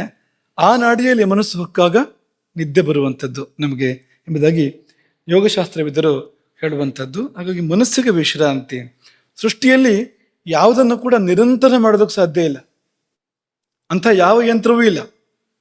ಮಧ್ಯೆ ವಿಶ್ರಾಂತಿ ಇಲ್ಲದೆ ನಿರಂತರ ಕೆಲಸ ಮಾಡುವಂಥ, ವರ್ಷಾನುಗಟ್ಟಲೆ ಕೆಲಸ ಮಾಡುವಂಥ ಅಥವಾ ಇನ್ನೂ ದೀರ್ಘಕಾಲ ಕೆಲಸ ಮಾಡುವಂಥ ಯಂತ್ರ ಯಾವುದಿದೆ? ಭೂಲೋಕದಲ್ಲಿ ಯಾವುದೂ ಇಲ್ಲ. ಸೂರ್ಯ ಭಗವಂತ ಪಾಪ ವಿಶ್ರಾಂತಿ ಇಲ್ಲದೆ ಮಾಡ್ತಾ ಇದ್ದಾನೆ. ಭೂಮಿ ಈ ಪಾರ್ಶ್ವಕ್ಕೆ ಆ ಪಾರ್ಶ್ವಕ್ಕೆ ಅಂತ ಮಾಡ್ತಾ ಇರ್ತಾನೆ ಯಾವಾಗಲೂ. ಆದರೆ ಇಲ್ಲಿ ನಮ್ಮ ನಡುವೆ ಅಂಥದ್ದೊಂದು ಉಪಕರಣ ಯಾವುದೂ ಇಲ್ಲ. ವಿಮಾನ ಬಂದು ಇಳಿದ ಮೇಲೆ ಒಂದು 3/4 ಗಂಟೆ 1 ಗಂಟೆ ಒಳಗಡೆ ಮತ್ತೆ ಹಾರಿಸೋದಿಲ್ಲ ಅದನ್ನ. ಯಾಕೆಂದ್ರೆ ಅದು ತಣಿಯುವ ಅವಧಿ ಅಲ್ವಾ. ಆಂಗ್ದರ ಕೂಲಿಂಗ್ ಪೀರಿಯಡ್ ಅಂತ ಒಂದು ಆ ಶಬ್ದ ಇದೆ ಅವರಲ್ಲಿ, ಅದು ಬೇಕಂತೆ ಅದು ಅಂತ. ಹಾಗಾಗಿ ಆ ಅವಧಿ ಬೇಕು, ತಣಿಯುವ ಅವಧಿ ಒಂದು ಬೇಕು ಅಂತ. ಹಾಗಾಗಿ ವಿಶ್ರಾಂತಿ ಅಂತರಂಗ ಸಹಿತವಾದ ಸರ್ವಾಂಗಗಳಿಗೆ. ಪುನರ್ನವತೆ, ನಿನ್ನೆ ಹೇಳಿದ್ವಿ ನಿಮ್ಗೆ, ಮತ್ತೆ ಹೊಸತಾಗುವಂಥದ್ದು ಎಲ್ಲವೂ ಕೂಡ. ನಿದ್ದೆ ಮಾಡಿ ಎದ್ದಾಗ ಮತ್ತೊಮ್ಮೆ ಹುಟ್ಟಿದಂತೆ ಅದು. ನಿನ್ನೆಗಳು ಸತ್ತಿವೆ, ಹಾಗಾಗ್ತದೆ ಅಂತ. ಹೊಸದಾಗಿ ನಾಳೆ ಅಥವಾ ಈ ದಿನ ಹೊಸದಾಗಿ ಹುಟ್ಟುತ್ತದೆ ಅಂತ ಹೊಸತನದ ಫಲ ಅಲ್ಲಿದೆ. ಇಲ್ಲಿದ್ರೆ ಜೀವನ ತಂಗಳಾಗಿ ಹೋಗ್ತಿತ್ತು. ನಿದ್ದೆ ಒಂದು ಎದ್ದಿದ್ರಿಂದ ನಿತ್ಯ ಅದು ಹೊಸತಾಗ್ತಾ ಇದೆ ಅಂತ. ಹೊಸಬನ್ನ ಮಾಡುವಳು ತಾಯಿ ಅಂತ. ಮತ್ತೆ ನವಶಕ್ತಿಯ ಪೂರ್ಣ ಈ ಚರವಾಣಿ ನೀವು ಉಪಯೋಗಿಸ್ತಾ ಇರ್ತೀರಲ್ವಾ. ನಮ್ಮ ಮಕ್ಕಳಲ್ಲ, ನೀವೆಲ್ಲ ಪುಣ್ಯಾತ್ಮರು. ನಿಮಗೆ ಕರುಣೆ ಪಿಶಾಚಿಯಿಂದ ಬಿಡುಗಡೆ ಇದೆ. ನೀವು ಇಲ್ಲಿ ನಮ್ಮಲ್ಲಿ ನಿಮ್ಮಲ್ಲಿ ಇದು ನಮ್ಮದು ನಿಮ್ಮದು ಅಂತ ಬೇರೆ ಇಲ್ಲ. ಇಲ್ಲಿಲ್ಲದೆ ಇದ್ದಿದ್ರೆ ಈ ಚಿಕ್ಕ ವಯಸ್ಸಲ್ಲಿ ನಿಮ್ಮನ್ನ ಕರುಣೆ ಪಿಶಾಚಿ ಕಾಡ್ತಾ ಇತ್ತು. ಸಣ್ಣ ವಯಸ್ಸಲ್ಲಿ ಅದರಿಂದ ಏನು ಒಳ್ಳೇದು, ಯಾವ ವಯಸ್ಸಲ್ಲೂ ಒಳ್ಳೇದಲ್ಲ, ಈ ವಯಸ್ಸಲ್ಲಿ ಖಂಡಿತ ಒಳ್ಳೇದಲ್ಲ. ಬದುಕಿಗೆ ದಿಕ್ಕು ಸಿಗುವ ಸಮಯದಲ್ಲಿ ದಿಕ್ಕು ತಪ್ಪಿಸುವಂತ ಮಾಧ್ಯಮಕ್ಕೆ ನಾವು ಮರಳಾಗಬಾರ್ದು. ಹಾಗಾಗಿ ಅದು ನೋಡಿ, ಪ್ರತಿನಿತ್ಯ ಉಪಯೋಗಿಸ್ಬೇಕು ಅಂದ್ರೆ ಪ್ರತಿನಿತ್ಯ ಅದನ್ನ ಶಕ್ತಿ ಪೂರ್ಣ ಮಾಡ್ಬೇಕು. ಅದಕ್ಕೆ ಇಲ್ದಿದ್ರೆ ಉಪಯೋಗಿಸಕ್ ಆಗೋದಿಲ್ಲ ಅಂತ. ಹಾಗೆ ಇದು ಕೂಡ ಇದಕ್ಕೆ ಮತ್ತೆ ಶಕ್ತಿ ತುಂಬಬೇಕು ಅಂದ್ರೆ ನಿದ್ದೆಯೇ ದಾರಿ. ಅದಕ್ಕೆ ಅಲ್ಲಿ ಶಕ್ತಿ ತುಂಬಿ ಬರ್ತದೆ. ಆಯ್ತು, ಪ್ರಸಾದ ಏನು ಹೇಳ್ರಿ, ಪೂಜೆ ಆಯ್ತು ಅಂದ್ಮೇಲೆ ಒಂದು ಪ್ರಸಾದ ಬೇಡವಾ? ಪ್ರಸಾದ ಅಂದ್ರೆ ಏನು? ಪ್ರಸಾದ ಅಂದ್ರೆ ಪಾನಕ ಪನಿವಾರ, ಪ್ರಸಾದ ಅಂದ್ರೆ ಭಕ್ಷ್ಯ ಭೋಜ್ಯ ಅಲ್ವಾ. ಪ್ರಸಾದಸ್ತು ಪ್ರಸನ್ನತಾ. ಪ್ರಸನ್ನತೆಯೇ ಪ್ರಸಾದ ಶಬ್ದಕ್ಕೆ ಅರ್ಥ. ಪ್ರಸಾದ ಶಬ್ದದ ಮೂಲಾರ್ಥವೇ ಪ್ರಸನ್ನತೆ. ಪ್ರಸನ್ನತೆ ಅಂದ್ರೆ ಏನು? ಕೊಳ ತಿಳಿಯಾಗಿದ್ರೆ ಅದಕ್ಕೆ ಪ್ರಸನ್ನ ಅಂತ ಕರೀತಾರೆ. ಪ್ರಸನ್ನ ಸಲಿಲ ಅಂದ್ರೆ ತಿಳಿಗೊಳ. ಅದು ಕದಡಿದ್ರೆ ಅದು ಪ್ರಸನ್ನ ಅಲ್ಲ, ಪ್ರಕ್ಷುಬ್ಧ ಅದು. ಹಾಗಾಗಿ ಇಲ್ಲಿ ಏನಪ್ಪ ಅಂದ್ರೆ ತಿಳಿ ಮನ ಇದೆಯಲ್ಲ, ಆ ಪ್ರಸನ್ನತೆ. ನಿಮ್ಗೆ ನಿದ್ದೆ ಸರಿಯಾಗಿ ಆಗಿದ್ರೆ, ಭೂತಧಾತ್ರಿಯೇ ಬಂದು ಹೋದಾದ್ರೆ ಅದ್ರ ಕುರುಹು ಏನು ಅಂದ್ರೆ, ಎಚ್ಚರ ಆದ ಕೂಡಲೇ ಒಂದು ಪ್ರಸನ್ನತೆ ಮೈ ಮನಸ್ಸುಗಳಲ್ಲಿ ಇರುತ್ತದೆ. ಕಣ್ಣು ತಂಪು, ಮನಸ್ಸು ತಂಪು, ಮೈಯೆಲ್ಲ ತಂಪು. ಒಂದು ತಂಪಿನ ಅನುಭೂತಿ ಬೇಕು ನಿಮ್ಗೆ, ಪ್ರಸನ್ನತೆಯ ಅನುಭೂತಿ ಬೇಕು, ತಿಳಿತನ ಬೇಕು. ಕಣ್ಣು ಕೆಂಪಾಗಿದ್ರೆ ಎಚ್ಚರ ಆಗುವಾಗ ನಿದ್ದೆ ಸರಿಯಾಗಿಲ್ಲ ಅಂತ ಆ ಕಡೆಗೆ ಶುರುವಾದ್ರೆ ಹೇಳ್ತಿದ್ದಾಗೆ, ತಲೆನೋವಿದ್ರೆ ಸರಿಯಾಗಿಲ್ಲ ಅಂತ ಅರ್ಥ. ಅದಕ್ಕೆ ಪಿತ್ತ ಕೆಲಸ ಮಾಡ್ತಾ ಇದೆ ಅಂತ, ತಲೆನೋವಿದ್ರೆ ಈ ಕಫ ಸರಿಯಾಗಿ ಕೆಲಸ ಮಾಡಿದಿದ್ರೆ ಆ ರೀತಿ ಆಗ್ತಿರ್ಲಿಲ್ಲ ಅಂತ. ನಿದ್ದೆ ಅನ್ನೋದು ಕಫದ ಧರ್ಮ ಅದು ಅಂತ. ಹಾಗೆ ಆ ಒಂದು ತಂಪು ಪ್ರಸನ್ನತೆ ಬೇಕಲ್ಲ, ಅದೇ ಕುರುಹು ಅದರದ್ದು. ನೀವು ಮಧ್ಯಾಹ್ನ ನಿದ್ದೆ ಮಾಡಿ ಹೇಳಿ ಅಂತ ಮಾಡ್ಬೇಕು ಅಂತ ಹೇಳ್ತಾ ಇರೋದಲ್ಲ, ಮಾಡಿ ಎದ್ದಾಗ ಹೇಗಿರ್ತದೆ ಅಂತ. ಆಲಸ್ಯ, ಜಾಡ್ಯ, ಒಂದು ದಿನ ಮಾಡಿದ್ರು ಕೂಡ ಈ ಅನುಭವ ಇದೆ ಅಂತ. ತಮೋ ಗುಣ ಅದು. ಆಲಸ್ಯ ಜಾಡ್ಯಗಳು ತಮೋ ಧರ್ಮಗಳು. ತಮೋ ಗುಣದ ಉದ್ರೇಕ ಆಯ್ತು ಅಂತಲೇ ಅರ್ಥ ಅದಕ್ಕೆ ಅಂತ. ಅದಾಯ್ತು ಅಂದ್ರೆ ಅಂತ. ಮಧ್ಯಾಹ್ನ ಊಟ ಮಾಡಿ ನಿದ್ದೆ ಮಾಡಿದ್ರಂತೂ ಇದು ಆಗದೆ ಇರೋದೇ ಇಲ್ಲ. ಎದ್ದವ್ರನ್ನ ನೋಡಿ, ಅವ್ರ ಗತಿ ನೋಡಿ, ಗಮನ ಸ್ವಲ್ಪ ನಿಧಾನ ಇರ್ತಾರೆ. ಅವ್ರು ಎದ್ದು ಕೂಡಲೇ ಚುರುಕಾಗೋದಿಲ್ಲ ಒಂದೇ ಸರ್ತಿ ಅಂತ. ಯಾಕೆಂದ್ರೆ ತಮೋ ಗುಣ ಕೆಲಸ ಮಾಡೋಕೆ ಶುರು ಮಾಡಿದಾಗ ಹಾಗಾಗ್ಲೇಬೇಕು ಮನುಷ್ಯ ಅಂತ. ಎಮ್ಮೆ ಮೊಸರಾಗ್ತಾನೆ ಅವನು ಅಂತ ಅವಾಗ ಅಂತ. ಅದೇ ಧರ್ಮ, ಅದ್ರ ಧರ್ಮವೇ ಇದು, ಬೇರೆ ಏನೂ ಅಲ್ಲ ಅಂತ. ಅದೇ ಸಕಾಲಕ್ಕೆ ನಿದ್ದೆ ಮಾಡಿ ಬೆಳಗ್ಗೆ ಎದ್ರೆ, ಅಥವಾ ಹಗಲೊತ್ತಿಗಾದ್ರೂ ಶವಾಸನ ಮಾಡಿ, ನ್ಯಾಯವಾದ ಶವಾಸನ ಹೇಳ್ತಾ ಇರುವಂಥದ್ದು, ಕೈ ಕಾಲಿನಡಿ ಬಿದ್ದುಕೊಂಡ್ಬಿಟ್ರೆ ಶವಾಸನ ಅಲ್ಲ ಅದು. ಸರಿಯಾದ ಶವಾಸನ ಮಾಡಿ ಎಚ್ಚರ ಆದ್ರೆ, ಶವಾಸನ ಸರಿಯಾದಕ್ಕೆ ಕುರುಹು ಏನು ಅಂದ್ರೆ ಪ್ರಸನ್ನತೆ, ಅದು ಏರ್ಪಡಬೇಕು ನಮ್ಮಲ್ಲಿ. ಅದೇ ಕುರುಹು ಅದಕ್ಕೆ. ಹಾಗಾಗಿ ಪ್ರಸನ್ನತೆಯೇ ಪ್ರಸಾದ ಅಂತ. ದೇವರಿಗೂ ಹೀಗಾಗ್ತದಂತೆ. ಕಾಳಿದಾಸ ವರ್ಣನೆ ಮಾಡಿದ್ದಾನೆ. ಈ ರಾಮಾವತಾರದ ಪೀಠಿಕೆಯಾಗಿ ಈ ಋಷಿಗಳೆಲ್ಲ ಹೋಗಿ ಪ್ರಾರ್ಥನೆ ಮಾಡ್ತಾರಲ್ವಾ, ದೇವತೆಗಳು ಋಷಿಗಳು ಎಲ್ಲರೂ ಹೋಗಿ ದೇವರನ್ನು ಪ್ರಾರ್ಥನೆ ಮಾಡೋ ಸಂದರ್ಭದ ಅದು ಅಂಥದ್ದೊಂದು ಸಂದರ್ಭದ ವರ್ಣನೆಯಲ್ಲಿ ಕಾಳಿದಾಸ ಹೇಳುವಂಥದ್ದು, ಯೋಗ ನಿದ್ರಾಂತ ವಿಷದೈಹಿ ಪಾವನೈರವಲೋಕಿತೈಹಿ ಭೃಗ್ವಾದೀನನು ಗೃಹಂತಂ ಸೌಖಶಾಯನಿಕ ಋಷಿ. ಈ ಸೌಖಶಾಯನಿಕರು ಅಂತ ಕರೀತಾರೆ. ಅಂದ್ರೆ ಸುಖ ಶಯನ, ನಿದ್ದೆ ಚೆನ್ನಾಗಿತ್ತ ಅಂತ ಎದ್ದು ಕೂಡ್ಲು ಕೇಳುವಂಥವ್ರು, ಹೇಳುವಾಗ ಇರುವಂಥವ್ರು ಅಲ್ಲಿ ಅಂತ. ಎದ್ದು ಕೂಡಲೇ ಅವ್ರ ಮುಖ ನೋಡಬೇಕು ಅಂತ, ಒಳ್ಳೆ ಮುಖಗಳದೆಲ್ಲ. ಅಂತಹ ಭೃಗುಮಾದಿ ಮಹರ್ಷಿಗಳು ಅವ್ರು ಕಾಯ್ತಾ ಇದ್ದಾರೆ, ಭಗವಂತನಿಗೆ ಎಷ್ಟೊತ್ತಿಗೆ ಎಚ್ಚರಾಗ್ತದೆ, ಯೋಗ ನಿದ್ರೆಯಿಂದ ಯಾವಾಗ ಹೇಳ್ತಾನೆ ಅಂತ ಕಾಯ್ತಾ ಇರ್ತಾರೆ ಅವರು. ಯೋಗ ನಿದ್ದೆಯಿಂದ ಎಚ್ಚೆತ್ತು ಅವನು ನೋಡಿದಾಗ ಇವರು ಉದ್ಧಾರ ಆಗ್ತಾರೆ ಅಂತ. ಅದು ಇವರಿಗೆ ತುಂಬಾ ಉದ್ಧಾರ ಆಗೇ ಇರೋರು ಮತ್ತು ಉದ್ಧಾರ ಆಗ್ತಾರೆ ಅವರು ಅಂತ. ಅಂದ್ರೆ ಆ ನೋಟ ಇದೆಯಲ್ಲ, ಪ್ರಸನ್ನತೆಯನ್ನು ಹೊತ್ತು ತರುವಂಥದ್ದು. ಆ ದೃಷ್ಟಿ ಪ್ರಸನ್ನತೆಯನ್ನು ತುಂಬಿ ಚೆಲ್ಲುವಂಥದ್ದು. ಯಾರು ಬಂದು ಬಂದು ನಿಲ್ತಾರೋ ಅವ್ರ ಮೇಲೆ ಪ್ರಸನ್ನತೆಯ ಅಮೃತದ ಮಳೆ ಸುರಿತದೆ ನೋಟದಿಂದ ಅಂತ. ಯಾಕೆಂದ್ರೆ ಒಳಗೆ ತುಂಬಿದೆ ಆ ಪ್ರಸನ್ನತೆ ನಿದ್ದೆಯ ಕಾರಣಕ್ಕೆ. ಹಾಗಾಗಿ ಅಂತಹ ಯೋಗ ನಿದ್ರಾಂತ ವಿಷದೈಹಿ, ಯೋಗ ನಿದ್ರೆಯ ಕೊನೆಯಲ್ಲಿ ವಿಷದವಾಗುವಂಥದ್ದು, ಒಂದು ತಿಳಿಯಾಗುವಂಥದ್ದು ನೋಟ, ಅದನ್ನು ಕಾಳಿದಾಸ ವರ್ಣನೆ ಮಾಡಿದ್ದಾನೆ ನೋಡಿ ಅಂತ. ದೇವರಿಗೆ ಮಾತ್ರ ಅಲ್ಲ, ದೇವರಷ್ಟು ಅಲ್ಲದೆ ಇದ್ರೂ ನಮಗೂ ಕೂಡ ಒಂದು ಸ್ವಲ್ಪ ಆಗ್ತದೆ. ನಿದ್ದೆ ಮಾಡಿ, ಸರಿಯಾದ ನಿದ್ದೆ ಮಾಡಿ ಎಚ್ಚೆತ್ತಾಗ ಹಾಗಾಗ್ತದೆ ಅಂತ. ಮತ್ತೆ ಮಲಗಬೇಕು ಅಂತ ಅನಿಸ್ಬಾರ್ದು, ಹೇಳುವಾಗ ಮತ್ತೆ ಮಲಗಬೇಕು ಅಂತ ಅನಿಸ್ಬಾರ್ದು. ಇಲ್ದಿದ್ರೆ ಎಚ್ಚರಾಗೋದು ಯಾಕೆ ಬೆಳಗಿನ ಜಾವ ಅಂದ್ರೆ ಹೊರಳಿ ಮಲಗುವುದಕ್ಕೆ ಅಂತ ಆಗ್ಬಿಟ್ಟಿದೆ ಅಲ್ವಾ. ಈ ಮಗಳಿಂದ ಆ ಮಗಳಿಗೆ ತಿರುಗಿ ಮಲಗು, ಹೊದಕೆ ಸರಿ ಇಲ್ಲದ್ರೆ ತಗೊಂಡು ಸರಿಯಾಗಿ ಹೊದಕು ಅದನ್ನ ಒಂದ್ಸರ್ತಿ ಅಲ್ಲಿ ಒಂದ್ಸಾರಿ ಗಂಟೆ ನೋಡು ಮಲಗು ಮತ್ತೆ.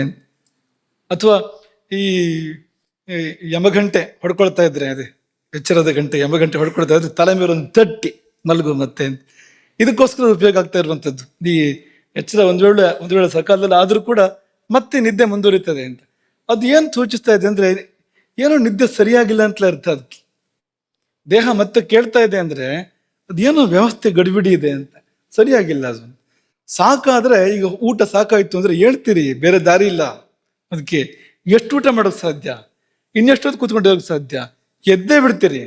ನಿದ್ದೆಯೂ ಹಾಗಾಗ್ಬೇಕು, ಸಾಕು ಅಂತ ಹೇಳೋ ಥರ ಆಗ್ಬೇಕು ಸಕಾಲಕ್ಕೆ. ಅದೆಲ್ಲ ನಾವು ಸುಮ್ಮನೆ ಮಲಗಿದೆ ಇದ್ದೆ ಅಂತಲ್ಲ, ಸರಿಯಾದ ನಿದ್ದೆ ಆಗಿರ್ತಕ್ಕಂಥ ಕುರುಹುಗಳು. ಸಕಾಲಕ್ಕೆ ಎಚ್ಚರಾಗಿ ಮತ್ತೆ ನಿದ್ದೆ ಮಾಡಬೇಕು ಅಂತ ಅನ್ನಿಸ್ತೆ ಹೇಳುವಂತೆ ಆಗ್ಬೇಕು ಅಂತ. ಅದೆಲ್ಲ ಪ್ರಸಾದ, ಪ್ರಸನ್ನತೆ. ಆದಿವ್ಯಾಧಿಗಳ ಪರಿಹಾರ. ವ್ಯಾಧಿ ಶರೀರಕ್ಕೆ ಬರುವಂಥ ರೋಗ, ಆದಿ ಅಂದ್ರೆ ಮನಸ್ಸಿನ ಚಿಂತೆ, ಇದು ಆದಿವ್ಯಾಧಿ. ಎರಡೂ ಪರಿಹಾರ ಆಗುತ್ತೆ ನಿದ್ರೆಯಿಂದ. ಅರ್ಧ ರೋಗ ಹರಿ ನಿದ್ರಾ ಮತ್ತೆ ನೆನಪು ಮಾಡುವಂಥದ್ದು ನಿಮಗೆ. ಈ ನಿದ್ದೆಯ ಅವಧಿಯಲ್ಲಿ ಈ ಶರೀರದ ಅನೇಕ ಏರುಪೇರುಗಳು, ಮನಸ್ಸಿನ ಏರುಪೇರುಗಳು, ನಮಗೇನೋ ನೋವಾಗಿರುತ್ತದೆ. ಈ ನೋವೆಲ್ಲ ಮಾಯೋದು ಯಾವಾಗ? ಮನಸ್ಸಿಂದಾಗಲಿ ಮೈದಾಗಲಿ ನಿದ್ದೆ ಮಾಡಿ ಎದ್ದಾಗ. ಕರ್ಮ ಈ ನೋವು ಬಾಧಿಸಲೇಬೇಕು ಅಂತ ಇದ್ಬಿಟ್ರೆ ನಿದ್ದೆನ ಕೊಡೋದಿಲ್ಲ. ಅದು ನಿದ್ದೆನ ಬರ್ತಾ ಇಲ್ಲ, ನೋವು ಅಂದ್ರೆ ಕರ್ಮ ಜೋರಾಗಿದೆ ಅಂತ ಅರ್ಥ. ಅದಕ್ಕೆ ಇಲ್ಲ, ಕರ್ಮ ಒಂದು ಹದಕ್ಕಿದ್ರೆ ನಿದ್ದೆ ಬಂದ್ಬಿಡ್ತದೆ. ನಿದ್ದೆ ಬಂದು ಎಚ್ಚರ ಆದರೆ ಅಷ್ಟೊತ್ತಿಗೆ ಸುಮಾರು ಕಡಿಮೆ ಆಗಬೇಕು, ಅಷ್ಟೊತ್ತಿಗೆ ಅದಕ್ಕೊಂದು ಉಪಶಮನ ಸಿಗಬೇಕು ಅಂತ. ಹೀಗೆ ಹೆಚ್ಚಿನ ರೋಗಗಳಿಗೆ ಶರೀರದ್ದೋ ಮನಸ್ಸಿನದ್ದೋ ಅದಕ್ಕೆ ನಿದ್ದೆ ಚಿಕಿತ್ಸೆಯಾಗಿ ಈ ನಿದ್ದೆ ಇರುವಂಥದ್ದು ಇಡೀ ವ್ಯವಸ್ಥೆಯನ್ನ ಸರಿಪಡಿಸ್ತದೆ ಆ ಸಮಯದಲ್ಲಿ ಅದು. ಈ ಈ ಉಪಕರಣಗಳಲ್ಲಿ ಅದಕ್ಕೊಂದು ಆಂಗ್ಲ ಒಂದು ಪರಿಭಾಷೆ ಇದೆ, ರಿಬೂಟ್ ಮಾಡೋದು ಅಂತ ಹೇಳ್ತಾರೆ. ಒಂದ್ಸತಿ ಎಲ್ಲ ಸರಿ ಮಾಡ್ಕೊಂಡು ಮತ್ತೆ ಎಚ್ಚರ ಆಗುತ್ತೆ. ಅದಕ್ಕೆ ಒಂದ್ಸರಿ ಸುಪ್ತಿಗೆ ಹೋಗುತ್ತೆ ಅದು ಆ ಯಂತ್ರ, ಎಲ್ಲ ಪೂರ್ತಿ ಸರಿ ಮಾಡ್ಕೊಂಡು ಮತ್ತೆ ಎಚ್ಚರಾಗಿ ಎದ್ದು ಬರುತ್ತೆ. ಅದು ರಿಬೂಟ್ ಮಾಡೋದು ಅಂತ. ಆ ರಿಬೂಟ್ ಮಾಡೋದೇ ಇದು. ಅದು ಮನುಷ್ಯ ಶರೀರವನ್ನ ಹಾಗೆ ಮಾಡುವಂಥದ್ದೇ ನಿದ್ರೆ ಅಂತ. ಸುಖ, ನಿದ್ದೆ ಫಲ ಏನಪ್ಪಾ ಅಂದ್ರೆ ಒಂದು ನಿರ್ವಚನೀಯವಾದ ಸುಖ ಅಲ್ವಾ. ಎದ್ದ ಕೂಡಲೇ ಅನುಭವ ಏನು? ಸುಖವಾಗಿ ನಿದ್ದೆ ಮಾಡಿದೆ ಅಂತ ತಾನೆ ಅನುಭವ, ಅಥವಾ ದುಃಖವಾಗಿ ನಿದ್ದೆ ಮಾಡಿದೆ ಅಂತ ಅನ್ಸತ್ತ ಯಾರಿಗಾದ್ರು? ನಿದ್ದೆ ಮಾಡಿದಪ್ಪ ಏನ್ ಕಿರಿಕಿರಿ ಅಂತ ಅನ್ಸತ್ತ ಯಾರಿಗಾದ್ರು? ಸಂಧ್ಯಾ ವಂದನೆ ಬಗ್ಗೆ ಹೇಳೋದುಂಟು. ಸಂಧ್ಯಾ ವಂದನೆ ಅಮ್ಮನ ಕಾಟ ತಡಿಲಾದ ಮಾಡಿದಪ್ಪ ಏನ್ ಕಿರಿಕಿರಿ ಅಂತ ಹೇಳೋದುಂಟು. ಅದು ಸರಿಯಾಗಿಲ್ಲ ಸಂಧ್ಯಾ ವಂದನೆ ಅಂತ ಅರ್ಥ. ಅದಕ್ಕೆ ಸಂಧ್ಯಾ ವಂದನೆ ಸರಿಯೇ ಆದ್ರೆ ಇದೇ ತರ ಸುಖ ಕೊಡ್ಬೇಕು, ಅದು ಕೂಡ ಇದೇ ತರ ಆನಂದ ಕೊಡ್ಬೇಕು, ಅದು ಒಂದು ತನ್ಮಯತೆಯನ್ನು ಕೊಡ್ಬೇಕು. ಅದು ಕೊಟ್ಟಿಲ್ಲ ಅಂದ್ರೆ ಅದು ಸರಿಯಾಗಿಲ್ಲ ಅಂತ ಅರ್ಥ. ಅದು ಹಾಗೆ ನಿದ್ದೆ ಕೂಡ ಸರಿಯಾಗಾದ್ರೆ ಆ ಸುಖಾನುಭೂತಿ. ನಿನ್ನೆ ಹೇಳಿದ ಹಾಗೆ ಮೇಲಿನ ಸುಖಗಳು, ಎಚ್ಚರದ ಸುಖ ಅದು ತುಂಬಾ ಕೆಳಸ್ತರದ್ದು. ಅದು ನೀವು ಏನೇ ತಿನ್ಲಿ ಕುಡಿಲಿ ಮಾಡ್ಲಿ, ಈ ಸುಖ ಏನಿದೆ ಎಚ್ಚರ ಇದ್ದಾಗ ಅನುಭವಿಸುವಂತ ಸುಖ ಅದು ಕನಿಷ್ಠ ಸುಖ. ಅದಕ್ಕಿಂತ ಉತ್ತಮ ಸುಖ ಸ್ವಪ್ನದಲ್ಲಿ ಇರುವಂಥದ್ದು. ಸ್ವಪ್ನದಲ್ಲಿ ನಾವು ಇದನ್ನೇ ಮಾಡಿದ್ರೆ, ಎಚ್ಚರದಲ್ಲಿ ಮಾಡುವಂಥದ್ದನ್ನ ಸ್ವಪ್ನದಲ್ಲಿ ಮಾಡಿದ್ರೆ ಸುಖ ಪ್ರಮಾಣ ಜಾಸ್ತಿ ಇದೆ ಅಂತ ಅಲ್ಲಿ ಇದಕ್ಕಿಂತ. ಸುಷುಪ್ತಿ ಗಾಢ ನಿದ್ದೆಗೆ ಹೋದ್ರೆ ಈ ಎರಡಕ್ಕಿಂತ ಹೆಚ್ಚು ಸುಖ. ಅದು ತುಂಬಾ ಸುಖ. ಅದು ಬ್ರಹ್ಮಾನಂದಕ್ಕೆ ಒಂದು ಹೋಲಿಕೆ ಕೊಡುವಂತ ಸುಖ ಅದು. ಮತ್ತು ಮೇಲೆ ಧ್ಯಾನಕ್ಕೆ ಹೋದ್ರೆ ಅದು ಎಲ್ಲವನ್ನೂ ಮೀರಿಸುವಂತ ಸುಖ ಅಲ್ಲಿದೆ. ನಾಲ್ಕನೇ ಅವಸ್ಥೆ ತುರಿಯಾವಸ್ಥೆ, 4 ಮಹಡಿಗಳ ಭವನ ಈ ಶರೀರ. ನಮ್ಮದೇ 4 ಮಹಡಿಗಳು, ಅದ್ರ 4ನೇ ಮಹಡಿಗೆ ಹೋಗೇ ಗೊತ್ತಿಲ್ಲ ನಮ್ಗೆ. ಕುಂಟರಾಗಿದೆ ನಾವು, ಹತ್ತಿ ಹೋಗಕ್ಕೆ ಆಗ್ತಾ ಇಲ್ಲ 4ನೇ ಮಹಡಿಗೆ. ಆ ಧ್ಯಾನ ಸ್ಥಿತಿಗೆ, ತುರಿಯಾವಸ್ಥೆಗೆ ಹೆಚ್ಚಿನವರಿಗೆ ಮನುಷ್ಯರಲ್ಲಿ ಹೋಗಕ್ಕೆ ಸಾಧ್ಯ ಆಗ್ತಾ ಇಲ್ಲ ಅಂತ. ಬೀಗ ಹಾಕಿ ಇಟ್ಬಿಟ್ಟಿದೆ ಅಲ್ಲಿ, ಏನೋ ನಮ್ಮ ಕರ್ಮ ಬೀಗ ಹಾಕಿ ಇಟ್ಬಿಟ್ಟಿದೆ, ಹೋಗಕ್ಕೆ ಆಗ್ತಾ ಇಲ್ಲ ಅಂತ. ಹೋದ್ರೆ ಅಲ್ಲಿ ಅತ್ಯದ್ಭುತವಾದ ವ್ಯವಸ್ಥೆ ಒಂದಿತ್ತು, ಅತ್ಯದ್ಭುತವಾದ ಸೌಖ್ಯ ಅಲ್ಲಿತ್ತು. ಆದರೆ ಸಾಮಾನ್ಯ ಹೆಚ್ಚಿನ ಮನುಷ್ಯರಿಗೆ ಅದು ಲಭ್ಯ ಆಗ್ತಾ ಇಲ್ಲ ಈ ಯುಗದಲ್ಲಿ. ಕೃತಯುಗದಲ್ಲಿ ಬೇರೆ ಎಲ್ರಿಗೂ ಲಭ್ಯ ಆಗ್ತಾ ಇತ್ತಂತೆ, 4ನೇ ಮಹಡಿ ಎಲ್ರಿಗೂ ತೆರೆದಿರ್ತಾ ಇತ್ತು, ಅದೇ ಕೃತಯುಗ. ಮುಂದಿನ ಯುಗಗಳಲ್ಲಿ ಕಡಿಮೆ ಆಗ್ತಾ ಬಂತು. ಈ ಕಲಿಯುಗದಲ್ಲಿ ಹೆಚ್ಚಿನವರಿಗೂ ಇಲ್ಲ ಅದು ಅನ್ನೋ ತರ ಆಗಿದೆ. ಅವರ ಹಕ್ಕು ಅದು, ಅವರದ್ದೇ ಅದು. ಅಪ್ಪ ಕಟ್ಟಿಕೊಟ್ಟ ಮನೆ, ಜಗತ್ತಿನ ಅಪ್ಪ ಕಟ್ಟಿಕೊಟ್ಟ ಮನೆ ಇದು, ನಮಗೆ ಕಟ್ಟಿಕೊಟ್ಟಿರತಕ್ಕಂಥದ್ದು 4 ಮಹಡಿ. ಆದ್ರೆ 4ನೇ ಮಹಡಿಗೆ ಹೋಗಕ್ಕಾಗ್ತಾ ಇಲ್ಲ. ಎಷ್ಟೋ ಜನರಿಗೆ 3ನೇ ಮಹಡಿಗೂ ಹೋಗಕ್ಕಾಗ್ತಾ ಇಲ್ಲ, ನಿದ್ದೆ ಬರ್ತಾ ಇಲ್ಲ. ಎಷ್ಟೋ ಜನರಿಗೆ 2ನೇ ಮಹಡಿಗೆ ಸ್ವಪ್ನಕ್ಕೆ ಹೋದ್ರು ಒಳ್ಳೆ ಸ್ವಪ್ನಗಳು ಬೀಳ್ತಾ ಇಲ್ಲ, ದುಸ್ವಪ್ನವೇ. ಹೋದಾಗ ಕಿರಿಕಿರಿಯೇ ಅಲ್ಲಿ. ಕಾರಣ ಎಚ್ಚರದ ಜೀವನ ಸರಿ ಇಲ್ಲ ಅಂತ ಅಷ್ಟೇ ಅರ್ಥ ಅದಕ್ಕೆ. ಹಾಗಾಗಿ ಒಳ್ಳೆ ಸ್ವಪ್ನಗಳು ಬೀಳೋದಿಲ್ಲ. ನಿನ್ನೆ ನಿಮ್ಗೆ ಹೇಳಿದ್ರು, ಹಾಲು ಕುಡಿದು ನಿದ್ದೆ ಮಾಡಿ, ಕುಡಿದು ಕೂಡಲೇ ಅಲ್ಲ, ಸಮಯ ಬಿಡಬೇಕು ಒಂದು ಸ್ವಲ್ಪ ಅದಕ್ಕೆ. ಹಾಗೆ ಮಾಡಿದ್ರೆ ಒಳ್ಳೆ ಸ್ವಪ್ನಗಳು ಬೀಳ್ತವೆ, ಸುಸ್ವಪ್ನಗಳು ಬೀಳ್ತವೆ, ಅಲ್ಲೊಂದು ಸುಖ ಅನುಭವ ಮಾಡ್ಬೋದು, ಒಳ್ಳೆ ಸೂಚನೆಗಳು ಸಿಗ್ಬೋದು ಜೀವನಕ್ಕೆ. ಅದಿದೆ ಅಂತ. ಈಗ ಇಂಥ ಸುಖಗಳಲ್ಲಿ 3ನೆಯ ಸ್ತರದ ಶ್ರೇಷ್ಠ ಸುಖ ಅಲ್ಲಿ ಲಭ್ಯ ಆಗ್ತದೆ ನಿದ್ದೆಯಲ್ಲಿ. ಇನ್ನು ಚರಕ ಸೂತ್ರದಲ್ಲಿ ಅದಕ್ಕೆ ಇನ್ನೂ ಬೇರೆ ರೀತಿಯ ಚೂರು ವಿಸ್ತೃತವಾದ ಫಲಗಳನ್ನ ಹೇಳಿದ್ದಾರೆ. 2 ರೀತಿಯ ಫಲಗಳನ್ನ ಹೇಳಿದ್ದಾರೆ, ಸರಿಯಾದ್ರೆ ಸರಿಯಾಗದೇ ಇದ್ರೆ ಎರಡನ್ನೂ ಹೇಳಿದ್ದಾರೆ. ನಿದ್ರಾಯತ್ತಂ ಸುಖಂ ದುಃಖಂ. ನಿದ್ರಾಯತ್ತಂ ನಿದ್ರೆಗೆ ಅಧೀನ ಯಾವುದು? ನಿದ್ರಾಯತ್ತಂ ಸುಖಂ ದುಃಖಂ ಪುಷ್ಟಿ ಕಾರ್ಶ್ಯಂ ಬಲಾಬಲಂ ವೃಷತ ಕ್ಲೀಬತ ಜ್ಞಾನಂ ಅಜ್ಞಾನಂ ಜೀವಿತಂ ನಚ. ಇಷ್ಟು ನಿದ್ದೆಗೆ ಅಧೀನ ಅಂತ ಅಲ್ಲಿವರೆಗೆ ಹೇಳಿದ್ರು. ಸುಖ ದುಃಖ ನಿದ್ದೆಗೆ ಅಧೀನ, ನಿದ್ದೆಯಿಂದಲೇ ಬರುವಂಥದ್ದು. ಸರಿಯಾದ್ರೆ ಸುಖ, ಸರಿಯಾಗದಿದ್ರೆ ಏನೋ ಅಂತ ನಿಮ್ಗೆ ಗೊತ್ತಿದೆ. ನಿದ್ದೆ ಸರಿಯಾಗದಿದ್ರೆ ರಾತ್ರಿ ಮಲಿಗೆ ನಿದ್ದೆ ಬರದಿದ್ರೆ ಅಲ್ಲೇ ದುಃಖ ಅನುಭವ ಮಾಡ್ಬೋದು ಅಂತ. ಗಂಟೆ ನೋಡೋದು, ಆ ಕಡೆ ತಿರುಗೋದು ಈ ಕಡೆ ತಿರುಗೋದು, ಅದಕ್ಕೆ ಸರಿ ಮಾಡ್ಕೊಡೋದು, ಒಂದ್ಸರಿ ಎದ್ದು ಕೂತ್ ಸುತ್ತ ನೋಡೋದು, ಬೆಳಗಾಯ್ತ ನೋಡೋದು, ಮತ್ ಮಲ್ಕೊಳ್ಳೋದು. ಎಷ್ಟು ಕಷ್ಟ ಆಗ್ಬೋದು ಅಂದ್ರೆ, ನಿದ್ದೆ ಬಂದಾಗ ಏನ್ ಸುಖ ಇದೆಯೋ ಅಷ್ಟೇ ಕಷ್ಟ ನಿದ್ದೆ ಬರದೆ ಹೋದ್ರೆ. ಮಲ್ಕೊಂಡೇ ಇರಬೇಕು ಅಂತಾದ್ರೆ ಆ ಸಮಯದಲ್ಲಿ ಬರುತ್ತೆ ನೋಡಿ. ಅದು ಮಾತ್ರ ಅಲ್ಲ, ಇಡೀ ಜೀವನವನ್ನೇ ಹದಗೆಡಿಸೋದ್ರಿಂದ ಅದು ನಿದ್ದೆ ಸುಖ ದುಃಖಗಳಿಗೆ ಕಾರಣ ಆಗತ್ತೆ, ಸರಿಯಾದಾಗ ಸರಿಯಾಗದೇ ಇದ್ದಾಗ. ಭೂತಧಾತ್ರಿ ಕಾಲರಾತ್ರಿ, ಭೂತಧಾತ್ರಿ ಆದಾಗ ಸುಖ, ಕಾಲರಾತ್ರಿ ಆದಾಗ ದುಃಖ. ಪುಷ್ಟಿ ಮತ್ತು ಕಾರ್ಶ್ಯ, ನಿದ್ದೆ ಅಂದರೆ ಪುಷ್ಟಿಯೂ ಇದೆಯಂತೆ, ದೇಹಕ್ಕೆ ಪುಷ್ಟಿ ನಿದ್ದೆಯಿಂದ ಬರೀ ಆಹಾರದಿಂದ ಮಾತ್ರ ಅಲ್ಲ, ನಿದ್ದೆಯಿಂದಲೂ ಕೂಡ. ನಿದ್ದೆ ಅತಿ ಆದರೆ ಸ್ವಲ್ಪ ಜಾಸ್ತಿ ಪುಷ್ಟಿ ಆಗ್ತದೆ, ಹೀಗಾಗ್ತಾ ಬರ್ತಾನೆ. ನಿದ್ದೆ ಜಾಸ್ತಿ ಆಗ್ತಾ ಹೋದಾಗೆ, ಅಕಾರದ ನಿದ್ದೆ ಮಾಡಿದಾಗೆ ಕಫ ವಿಕಾರ ಆದಾಗ, ಕಫಧಾತು ವಿಕಾರ ಆದಾಗ ಸ್ಥೂಲಕಾಯನಾಗ್ತಾನೆ. ಆ ಕಡೆಯಿಂದಲೂ ಜಾಸ್ತಿ ತಿಂದರೆ ನಿದ್ದೆನೂ ಜಾಸ್ತಿ ಆಗ್ತದೆ ಅದ್ರ ಪಕ್ಕದಲ್ಲಿ, ಯಥಾ ಪ್ರಕಾರ ಸ್ಥೂಲಕಾಯ ಅಂತ. ಹಾಗೆ ಪುಷ್ಟಿ ಅನ್ನೋದು ಅದನ್ನು ಹೇಳ್ತಾ ಇರುವಂಥದ್ದಲ್ಲ, ಇದು ಬೇಕಾದ ಪುಷ್ಟಿ, ಬೇಕಾದ ಪೋಷಣೆ ಅಂತ ಅದನ್ನ ಹೇಳ್ತಾ ಇರುವಂಥದ್ದು. ಕಾರ್ಶ್ಯಂ ಸರಿಯಾಗದಿದ್ರೆ ಕೃಷತ್ವ ಉಂಟಾಗತ್ತೆ. ನಿದ್ದೆ ಸರಿಯಾಗದೇ ಇದ್ರೆ ಬಲಾಬಲಂ, ಸರಿಯಾದ್ರೆ ಬಲ, ಸರಿಯಾಗದೇ ಇದ್ರೆ ದೌರ್ಬಲ್ಯ. ಪುರುಷತಾ ಕ್ಲೀಬತ, ನಿದ್ದೆ ಸರಿಯಾದ್ರೆ ಪುರುಷತ್ವ, ಆಸಕ್ತಿಯ ವೃದ್ಧಿ. ಅದು ಸರಿಯಾಗದಿದ್ರೆ ನಪುಂಸಕತ್ವ, ಪುರುಷನಿಗಾಗಲಿ ಸ್ತ್ರೀಗಾಗಲಿ ಅವ್ರವ್ರಿಗೆ ತಕ್ಕಂತೆ ಸಂತಾನೋತ್ಪಾದನೆಯ ಶಕ್ತಿ ಏನಿದೆ ಅದು ದೇವರು ಕೊಟ್ಟಿರ್ತಕ್ಕಂಥ ವರ. ಅದು ಜ್ಞಾನ ಸಂತಾನ ಬೆಳಿಬೇಕು, ಸತ್ವ ಸಂತಾನ ಬೆಳಿಬೇಕು, ಧರ್ಮ ಸಂತಾನ ಬೆಳಿಬೇಕು. ಅದಕ್ಕೋಸ್ಕರ ಅಂತ ಪ್ರಕೃತಿ ಕೊಟ್ಟಿರುವಂಥದ್ದು. ಮಾತ್ರ ಅಲ್ಲ, ನಮಗೆ ಮುಂದೆ ಒಳ್ಳೆಯದು, ಮುಂದಿನ ಪೀಳಿಗೆ ಇದ್ದಾಗ ಅದು ನಮ್ಮ ಮರಣ ನಂತರದ ಭವಿಷ್ಯಕ್ಕೆ ತುಂಬ ಒಳ್ಳೆಯದು, ತುಂಬ ಶ್ರೇಯಸ್ಕರವಾಗಿರುವಂಥದ್ದು. ಅದಕ್ಕೆ ತುಂಬ ಉತ್ತಮ ಅವಕಾಶಗಳು ನಿದ್ದೆ ಸರಿಯಾಗಿ ಆದಾಗ. ಆಗದೇ ಇದ್ರೆ ಸಂತಾನ ಶಕ್ತಿಯ ಹರಣವನ್ನು, ಪುರುಷತ್ವದ ಹರಣವನ್ನು ಅದು ಮಾಡುತ್ತೆ ಅನಿದ್ರೆ ಅನ್ನುವಂಥದ್ದು. ಜ್ಞಾನಂ ಅಜ್ಞಾನಂ, ವಿಮಲವಾದ ಜ್ಞಾನ ಸರಿಯಾದ ನಿದ್ರೆಯಿಂದ, ಸುನಿದ್ರೆಯಿಂದ. ಅನಿದ್ರೆ ಜ್ಞಾನವನ್ನು ಹರಣ ಮಾಡುತ್ತೆ, ಅರಿವು ಮರೆವು ಅನ್ನೋ ಹಾಗೆ ಅಂತ. ಹಾಗಾಗಿ ಪರಮಜ್ಞಾನಕ್ಕೂ ಕೂಡ ನಿದ್ರೆ ಪೀಠಿಕೆ. ಪರಮಾತ್ಮ ಸಾಕ್ಷಾತ್ಕಾರಕ್ಕೂ ಪರಮಜ್ಞಾನಕ್ಕೂ ಸರಿಯಾದ ನಿದ್ದೆ ಅನ್ನೋದು ಪೀಠಿಕೆ. ಕೊಟ್ಟ ಕೊನೆಯಲ್ಲಿ ಬದುಕು ಮತ್ತು ಸಾವು ಅಂತ. ಬದುಕು ನಿದ್ರೆಯಿಂದ, ಸಾವು ನಿದ್ರೆಯಿಂದ. ಸರಿಯಾಗಿ ನಿದ್ದೆ ಮಾಡಿದ್ರೆ ಬೇಗ ಸಾಯ್ಬೋದು ಅಂತ ಅರ್ಥ ಅದಕ್ಕೆ. ಹೀಗೆ ಸಕಾಲದಲ್ಲಿ ಬಂದಾಗ ಆ ಸಿದ್ಧಯೋಗಿನಿಯನ್ನು, ನಿದ್ರಾದೇವಿಯನ್ನು ಸ್ವಾಗತ ಮಾಡದೇ ಇದ್ರೆ ಅವಳೇ ಅಕಾಲದಲ್ಲಿ ಬರ್ತಾಳೆ.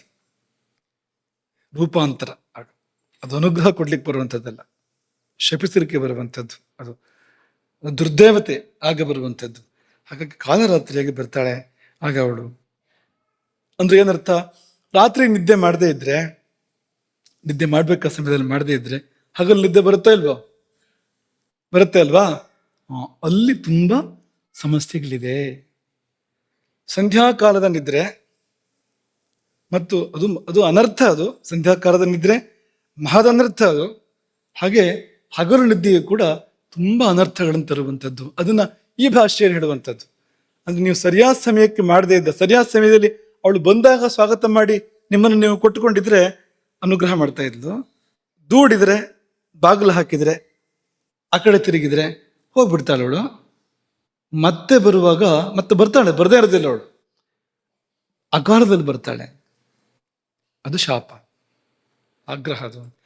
ತಸ್ಮಾತ್ ಜಾಗರ್ಯಾದ್ ರಾತ್ರವು, ಸುಶ್ರುತರು ಹೇಳ್ತಾರೆ, ರಾತ್ರಿ ಜಾಗರಣ ಮಾಡಬೇಡ, ರಾತ್ರಿ ಎಚ್ಚರವಾಗಿರ್ಬೇಡ. ದಿವಾ ಸ್ವಪ್ನಂಚ ವರ್ಜಯಿತ್, ಹಗಲು ಮಲಗಬೇಡ. ಈ ಎರಡು ನಿಯಮ ಹಾಕೊಂಡ್ರೆ ಒಂದೇ ನಿಯಮ. ರಾತ್ರಿ ಮಲಗಿದ್ರೆ ಮತ್ತೆ ಹಗಲು ಬೇಕಾಗೋದಿಲ್ಲ. ಹಾಗಾಗಿ ರಾತ್ರಿ ಎಚ್ಚರ ಮತ್ತು ಹಗಲಿನ ನಿದ್ರೆ ಇದೆರಡು ಕೂಡ ಅನರ್ಥ, ಇದೆರಡು ಕೂಡ ತೊಂದರೆ. ಜ್ಞಾತ್ವಾ ದೋಷಕರಾವೇತು ಬುಧ ಸ್ವಪ್ನಂ ಮಿತಂ ಚರೇತ್. ಬುಧ ಬಲ್ಲವನಾಗು, ತಿಳ್ಕೋ, ಇದನ್ನ ಅರ್ಥ ಮಾಡ್ಕೋ. ಸ್ವಪ್ನಂ ಮಿತಂ ಚರೇತ್, ತೂಗಿ ನಿದ್ದೆಯನ್ನು ಮಾಡು. ಯಾವಾಗ ಎಷ್ಟು ಎನ್ನುವ ತೂಕದಲ್ಲಿ ನಿದ್ದೆಯನ್ನು ಮಾಡು. ಏನಾಗುತ್ತೆ ಹಗಲು ನಿದ್ದೆ ಮಾಡಿದ್ರೆ? ಮಾಡ್ಬೋದೋ ಇಲ್ವೋ ಅಂದ್ರೆ, ಸರ್ವರ್ತುಷು ದಿವಾಸ್ವಾಪ ಪ್ರತಿಷಿದ್ಧ. ಎಲ್ಲ ಋತುಗಳಲ್ಲಿಯೂ ಕೂಡ ದಿವಾಸ್ವಾಪ, ಹಗಲು ನಿದ್ದೆ ಅನ್ನೋದು ಪ್ರತಿಷಿದ್ಧ, ನಿಷೇಧ ಇದೆ, ಮಾಡಬಾರ್ದು ಅಂತ. ಆಯುರ್ವೇದ ಒಂದು ಸಣ್ಣ ಅವಕಾಶ ಕೊಟ್ಟಿದೆ. ಅನ್ಯತ್ರ ಗ್ರೀಷ್ಮ ಅಂತ ಒಂದು ಸಣ್ಣ ಅವಕಾಶ ಕೊಟ್ಟಿದೆ ಆಯುರ್ವೇದ. ಗ್ರೀಷ್ಮ ಋತುವನ್ನು ಬಿಟ್ಟು ಅಂತ ನೋಡೋಣ. ಮತ್ತೆ ಅದನ್ನ ಈಗ ಯಾವಾಗ ಮಾಡ್ಬೋದು ಅನ್ನೋದನ್ನ ಆಮೇಲೆ ನೋಡೋಣ, ಯಾವಾಗ ಮಾಡಬಾರ್ದು ಅಂತ ಮುಖ್ಯವಾಗಿ ನೋಡೋಣ. ಹಗಲು ನಿದ್ದೆಯನ್ನ ಸರ್ವರ್ತುಷು, ಹೆಚ್ಚಿನ ಋತುಗಳಲ್ಲಿ ಕೂಡ ಮಾಡಬಾರ್ದು ಅಂತ.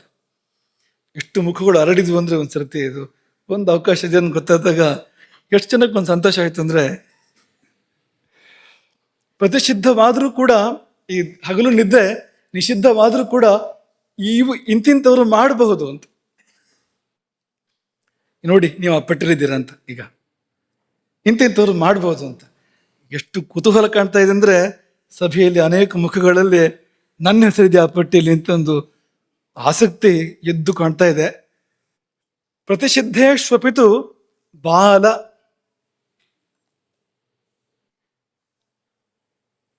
ಎಷ್ಟು ಬಾಲ ಅಂತ ನೋಡ್ಕೋಬೇಕು. ಬಾಲ ಅನ್ನುವಾಗ ಬಾಲ, ವೃದ್ಧ, ಸ್ತ್ರೀ, ಎಲ್ಲ ಸ್ತ್ರೀ ಅಲ್ಲ, ಇಲ್ಲಿ ಸ್ತ್ರೀ ಧರ್ಮವೇ ನೈವೇದ್ಯ ಸಂದರ್ಭಗಳು ಇರ್ತವೆ. ಕೆಲವು ಸ್ತ್ರೀ ಧರ್ಮ ತುಂಬಾ ಜಾಗರೂಕವಾದ ಸಂದರ್ಭಗಳು ಇರ್ತವೆ. ಅಂತ ಸಂದರ್ಭಕ್ಕೆ ಇರುವಂತಹದ್ದು. ಕರ್ಷಿತ, ತುಂಬಾ ಶ್ರಮ ಆಗಿದೆ, ಶರೀರ ಬಳಲಿದೆ. ಕ್ಷತ, ಗಾಯ ಆಗಿದೆ. ಕ್ಷೀಣ, ತುಂಬಾ ದುರ್ಬಲನಾಗಿದ್ದಾನೆ, ಧಾತುಕ್ಷಯ ಏರ್ಪಟ್ಬಿಟ್ಟಿದೆ, ತುಂಬಾ ದುರ್ಬಲನಾಗಿದ್ದಾನೆ. ಮದ್ಯ, ಅದನ್ನು ಹೇಳ್ಬೇಕು ಅಂತಿಲ್ಲ ಅದ್ರ ಬಗ್ಗೆ. ಅದು ಮಾಡೋದು ಬೇಡ, ಇದು ಮಾಡೋದು ಬೇಡ, ಎರಡು ಬೇಡ. ನಿತ್ಯ ಯಾನ ವಾಹನಾಧ್ವಕರ್ಣ ಪರಿಶ್ರಾಂತಹ, ತುಂಬಾ ದೊಡ್ಡ ಪ್ರಯಾಣ ಎಲ್ಲ ಮಾಡಿ ಅದು ಆಯಾಸ ಆಗಿ ಇಂಥ ಸಂದರ್ಭಗಳು. ಅಂದ್ರೆ ಪರಿಶ್ರಮ ಅಂತ, ಅಪಾರವಾದ ಪರಿಶ್ರಮ ಏರ್ಪಟ್ಟಿದ್ದಾಗ ಶರೀರದಲ್ಲಿ ಅಂತ. ಇವರು ಕೂಡ ಯಾವಾಗ ಮಾಡಬಹುದು ಅಂದ್ರೆ ಅಭುಕ್ತವತಾಂ, ಊಟ ಮಾಡ್ಕೊಂಡು ಮಾಡಬಾರ್ದು. ಊಟ ಮಾಡಿದ ಕೂಡಲೇ ಮಾಡಬಾರ್ದು, ಹೊಟ್ಟೆ ಖಾಲಿ ಇರಬೇಕು. ಹಗಲು ನಿದ್ದೆ ಮಾಡೋದಾದ್ರೆ ನಿದ್ದೆ ಮಾಡೋದಕ್ಕೂ ಕೂಡ ಅವಕಾಶ ಇರುವಲ್ಲಿ ಕೂಡ ಒಂದು ನಿಯಮ ಕಡ್ಡಾಯ ಬದ್ಧ ಏನಂದ್ರೆ ಅಭುಕ್ತವತಾಂ, ಹೊಟ್ಟೆ ಶೂನ್ಯವಾಗಿದ್ದಾಗ ಮಾತ್ರ ಮಾಡಬಹುದು. ಹೊಟ್ಟೆಯಲ್ಲಿ ಬಂತು ನಿದ್ದೆ ಮಾಡಿದ್ರು ಅದು ಬೇರೆ ಬೇರೆ ದಾರಿಗಳು ಪ್ರಾರಂಭ ಆಗ್ತವೆ, ಬೇರೆ ಬೇರೆ ತೊಂದರೆಗಳು ಪ್ರಾರಂಭ ಆಗ್ತವೆ. ಹಾಗಾಗಿ ಅಭುಕ್ತವತಾಂ. ಮೇಧಸ್ವೇದ ಕಫರಸ ರಕ್ತ ಕ್ಷೀಣಾನಾಂ, ಅದೇ ಧಾತು ಕ್ಷಯವನ್ನು ಹೇಳ್ತಾ ಇದ್ದಾರೆ. ಅಜೀರ್ಣಿನಾಂಚ,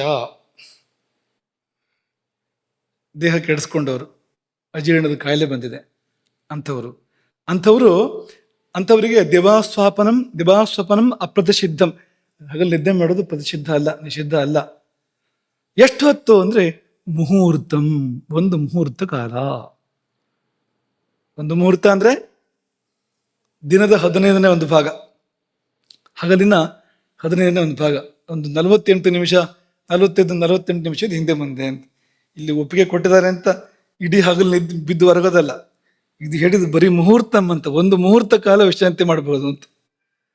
ಈಗ ದೂರ ಪ್ರಯಾಣ ಮಾಡಿ ಬಂದಿದ್ದೇನೆ ಅಂತ ಇಡೀ ಹಗಲಿದ್ದ ಒಂದು ಮಧ್ಯಾಹ್ನದ ಹೊತ್ತಿಗೆ ಬಂದಿರ್ತಾರೆ ಅಂತ ಅನ್ಕೊಳ್ಳಿ, ಸಾಯಂಕಾಲದವರೆಗೂ ನಿದ್ದೆ ಮಾಡೋದಲ್ಲ, ಒಂದು ಮುಹೂರ್ತ ವಿಶ್ರಮಿಸಿ ಏಳು ಮತ್ತೆ ಅಂತ ಮಲ್ಕೊಂಡಿರೋದಲ್ಲ ಅಂತ.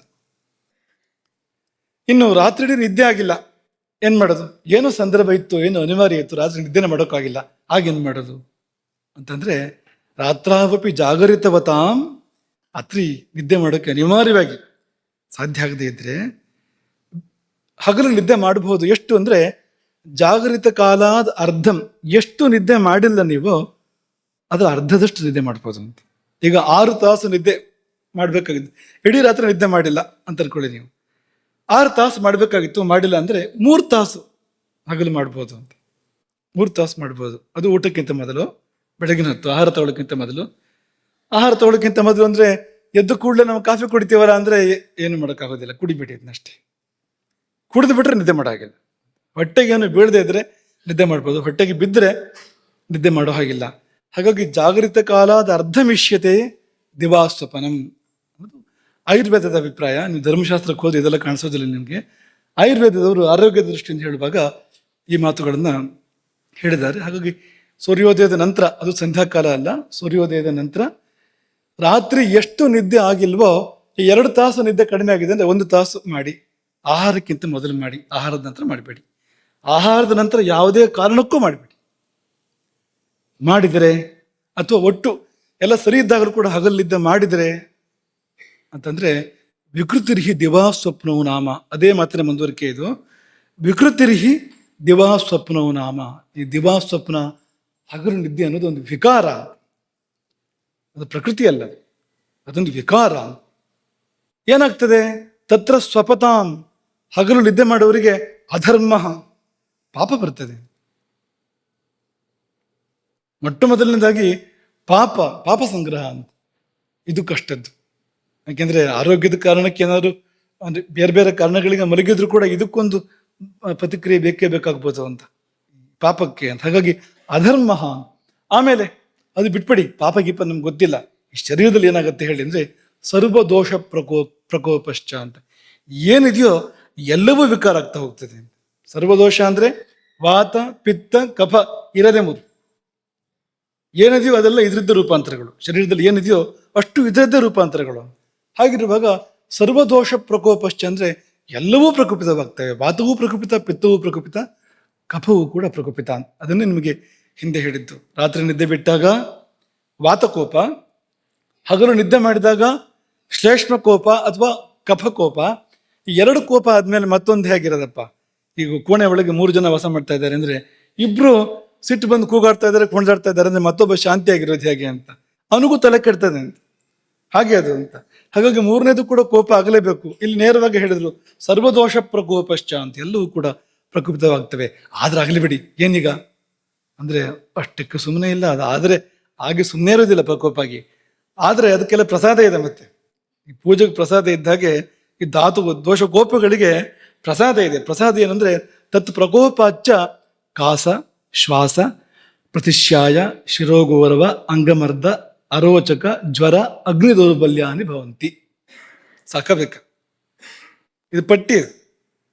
ಅಡ್ಡ ಪರಿಣಾಮಗಳು ಏನೆಲ್ಲ ಆಗ್ಬಹುದು ಅನ್ನೋದ್ರ ಪಟ್ಟಿ ಇದು. ಇದು ಮುಗ್ದಿಲ್ಲ, ಈ ಪಟ್ಟಿ ಅಪೂರ್ಣ ಇದು, ಇನ್ನೂ ಇದೆ ಅಂತ. ಮತ್ತೆ ಈ ಒಂದೊಂದು ಕೂಡ ಭಯಂಕರ. ಅರೋಚಕ ಅಂದ್ರೆ ಏನು? ಪ್ರಕ್ಷಿಪ್ತಂತು ಮುಖೇ ಚಾನ್ನಂ ಜಂತೋರ್ನ ಸ್ವದತೆ ಮುಹುಹು ಅರೋಚಕಸ್ಸ ವಿಜ್ಞೇಯ. ತುತ್ತನ್ನ ಬಾಯೊಳಗೆ ಇಟ್ಟರೂ ಕೂಡ ನುಂಗಬೇಕು ಅಂತ ಅನ್ಸೋದಿಲ್ಲ ಅಂತ. ರುಚಿ ಅನುಭವಕ್ಕೆ ಬರೋದಿಲ್ಲ, ರುಚಿ ಅಂತ ಅನ್ಸೋದಿಲ್ಲ ಅಂತ. ಅರೋಚಕ ಅಂದ್ರೆ ಅದು ಅಂತ, ಆ ಸ್ಥಿತಿ ಅಂತ. ಇಲ್ಲಿಗೆ ಕರ್ಕೊಂಡು ಹೋಗ್ಬೋದು ಅದು ಅಂತ, ಅಷ್ಟು ವ್ಯಾಪ್ತಿ ಇದೆ ಅದಕ್ಕೆ. ಇನ್ನುಳಿದವು ಕೂಡ ನಿಮ್ಗೆಲ್ಲ ಗೊತ್ತಾಗುವಂಥದ್ದು, ಕಾಸ ಶ್ವಾಸ ಇತ್ಯಾದಿಗಳೆಲ್ಲ ಗೊತ್ತಿರುವಂಥದ್ದು. ಎಲ್ಲ ಅಂತ ಅನೇಕ ಅನರ್ಥಗಳಾಗ್ತವೆ ಅಂತ. ಮಧುಮೇಹ ಅದು ಬೇಕು ಅಂದ್ರೆ ಹಗಲು ನಿದ್ದೆ ಮಾಡಬೇಕು ಚೆನ್ನಾಗಿ. ಅದು ಊಟ ಮಾಡ್ಕೊಂಡು ನಿದ್ದೆ ಮಾಡಬೇಕು. ಒಳ್ಳೆ ಮಧುಮೇಹಕ್ಕೆ ಬಾಗಿಲು ತೆಗೆದಿಟ್ಟಾಗೆ ಅಂತ.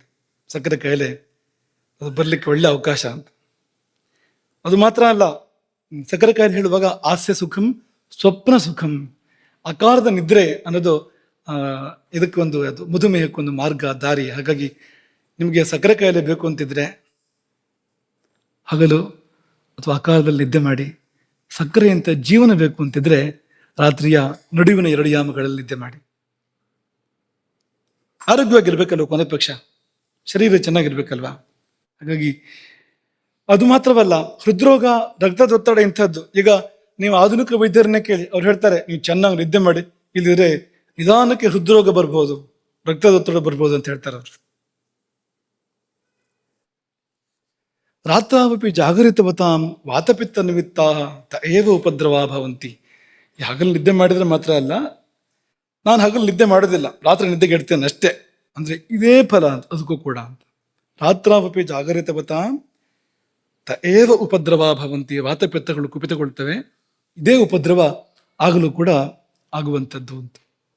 ಅಷ್ಟಾಂಗ ಸಂಗ್ರಹದ ಸೂತ್ರ ಸ್ಥಾನದಲ್ಲಿ ಆಚಾರ್ಯ ಇಂದು ಈ ರೀತಿಯಲ್ಲಿ ಹೇಳ್ತಾರೆ. ಯತದೇವ ಉಚ್ಯತೆ ಸಾನಿದ್ರಾ ಅಕಾಲೆ ಅಂದ್ರೆ ವಕ್ಷ್ಯಮಾಣೆ ತದುಪಯೋಗ ಪ್ರತಿಷಿದ್ಧೆ ಕಾಲೇ ಅಪಿ ಸ್ವಲ್ಪೋಪಸೇವಿತ. ಸ್ವಲ್ಪವಾದ್ರೂ ಅಕಾಲದ ನಿದ್ದೆ ಮಾಡಿದ್ರೆ ಅದಕ್ಕೆ ಪರಿಣಾಮ ಇದೆ.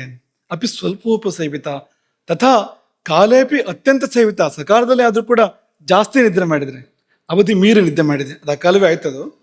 ಸರ್ವದಾವ ಯಾವಾಗಲೂ ನಿದ್ದೆ ಮಾಡ್ತಾ ಇದ್ರೆ, ನೈವವ ನಿದ್ದೆನ ಮಾಡದೇ ಇದ್ರೆ, ಹೀಗೆಲ್ಲ ಮಾಡಿದ್ರೆ ಆಯುಹು ಜೀವಿತಂ ಪರಾಕರೋತಿ. ಬದುಕನ್ನೇ ನಾಶ ಮಾಡ್ತದೆ ಅದು.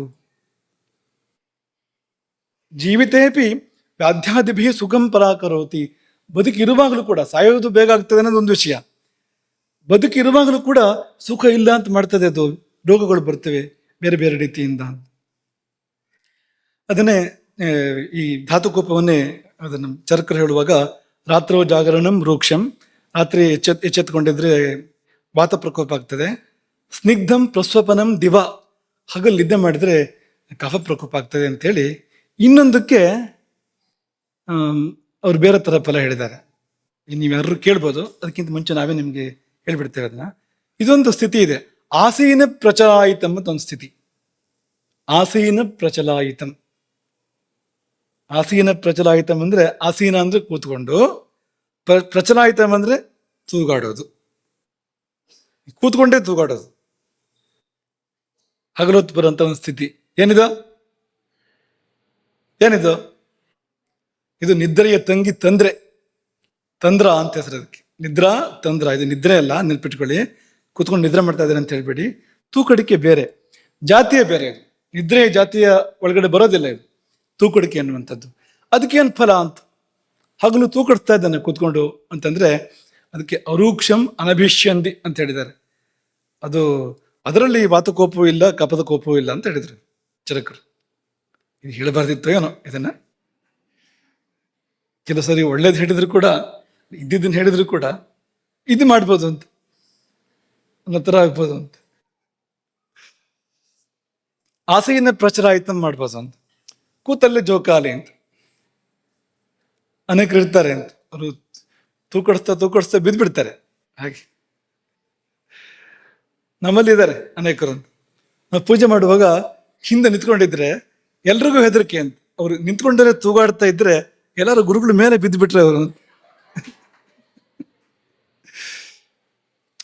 ಅವರಿಗೆ ಅದು ಪರಿವೇ ಇಲ್ಲ, ಉಳಿದವರಿಗೆ ಭಯ.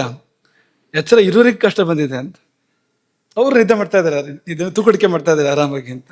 ಉಳಿದವರು ಚಿಂತಾಕ್ರಾಂತರಾಗಿದ್ದಾರೆ, ಬಿದ್ದರೆ ಏನ್ ಮಾಡೋದು ಅಂತ. ಪೂಜೆಯಲ್ಲಿ ಕೂತಿರ್ತಾರೆ ಅವರು ಅಂತ ಅನ್ಕೊಳ್ಳಿ. ಹಿಂದ್ಗಡೆ ಒಂದು ಚಿಕ್ಕ ಹುಡುಗಿ ಕೂತಿದೆ ಅವ್ರ ಹಿಂದ್ಗಡೆಗೆ. ಇವ್ರು ತೂಗ್ತಾ ಹಿಂದೆ ಹೋದಾಗೆ ಅವಳು ಗಾಬರಿ ಆಗ್ತಾ ಇದ್ದಾಳೆ, ಎಲ್ಲಿ ಬೀಳ್ತಾರೋ ತನ್ನ ಮೇಲೆ ಅಂತ. ಆದ್ರೆ ಅವ್ರು ಹೇಗಿದ್ದಾರೆ ಅಂದ್ರೆ, ಅವ್ರ ನಿಯಂತ್ರಣ ಹೇಗಿದೆ ಅಂದ್ರೆ, ನೆಲದವರೆಗೂ ಹೋಗ್ತಾರೆ, ನೆಲಕ್ಕೆ ಮುಟ್ಟೋದಿಲ್ಲ, ವಾಪಸ್ ಬರ್ತಾರೆ. ಅಲ್ಲಿಂದ ಒಂದು ನಿಯಂತ್ರಣ ಅಂತ ಅಲ್ಲಿಯೂ ಕೂಡ ಮೆಚ್ಚುವಂಥದ್ದು. ನಿದ್ದೆ ತೂಕಡಿಕೆ ಸಮಯದಲ್ಲಿ ಕೂಡ ಸರಿಯಾದ ನಿಯಂತ್ರಣವನ್ನು ಸಾಧನೆ ಮಾಡಿ ಬೀಳದೆ.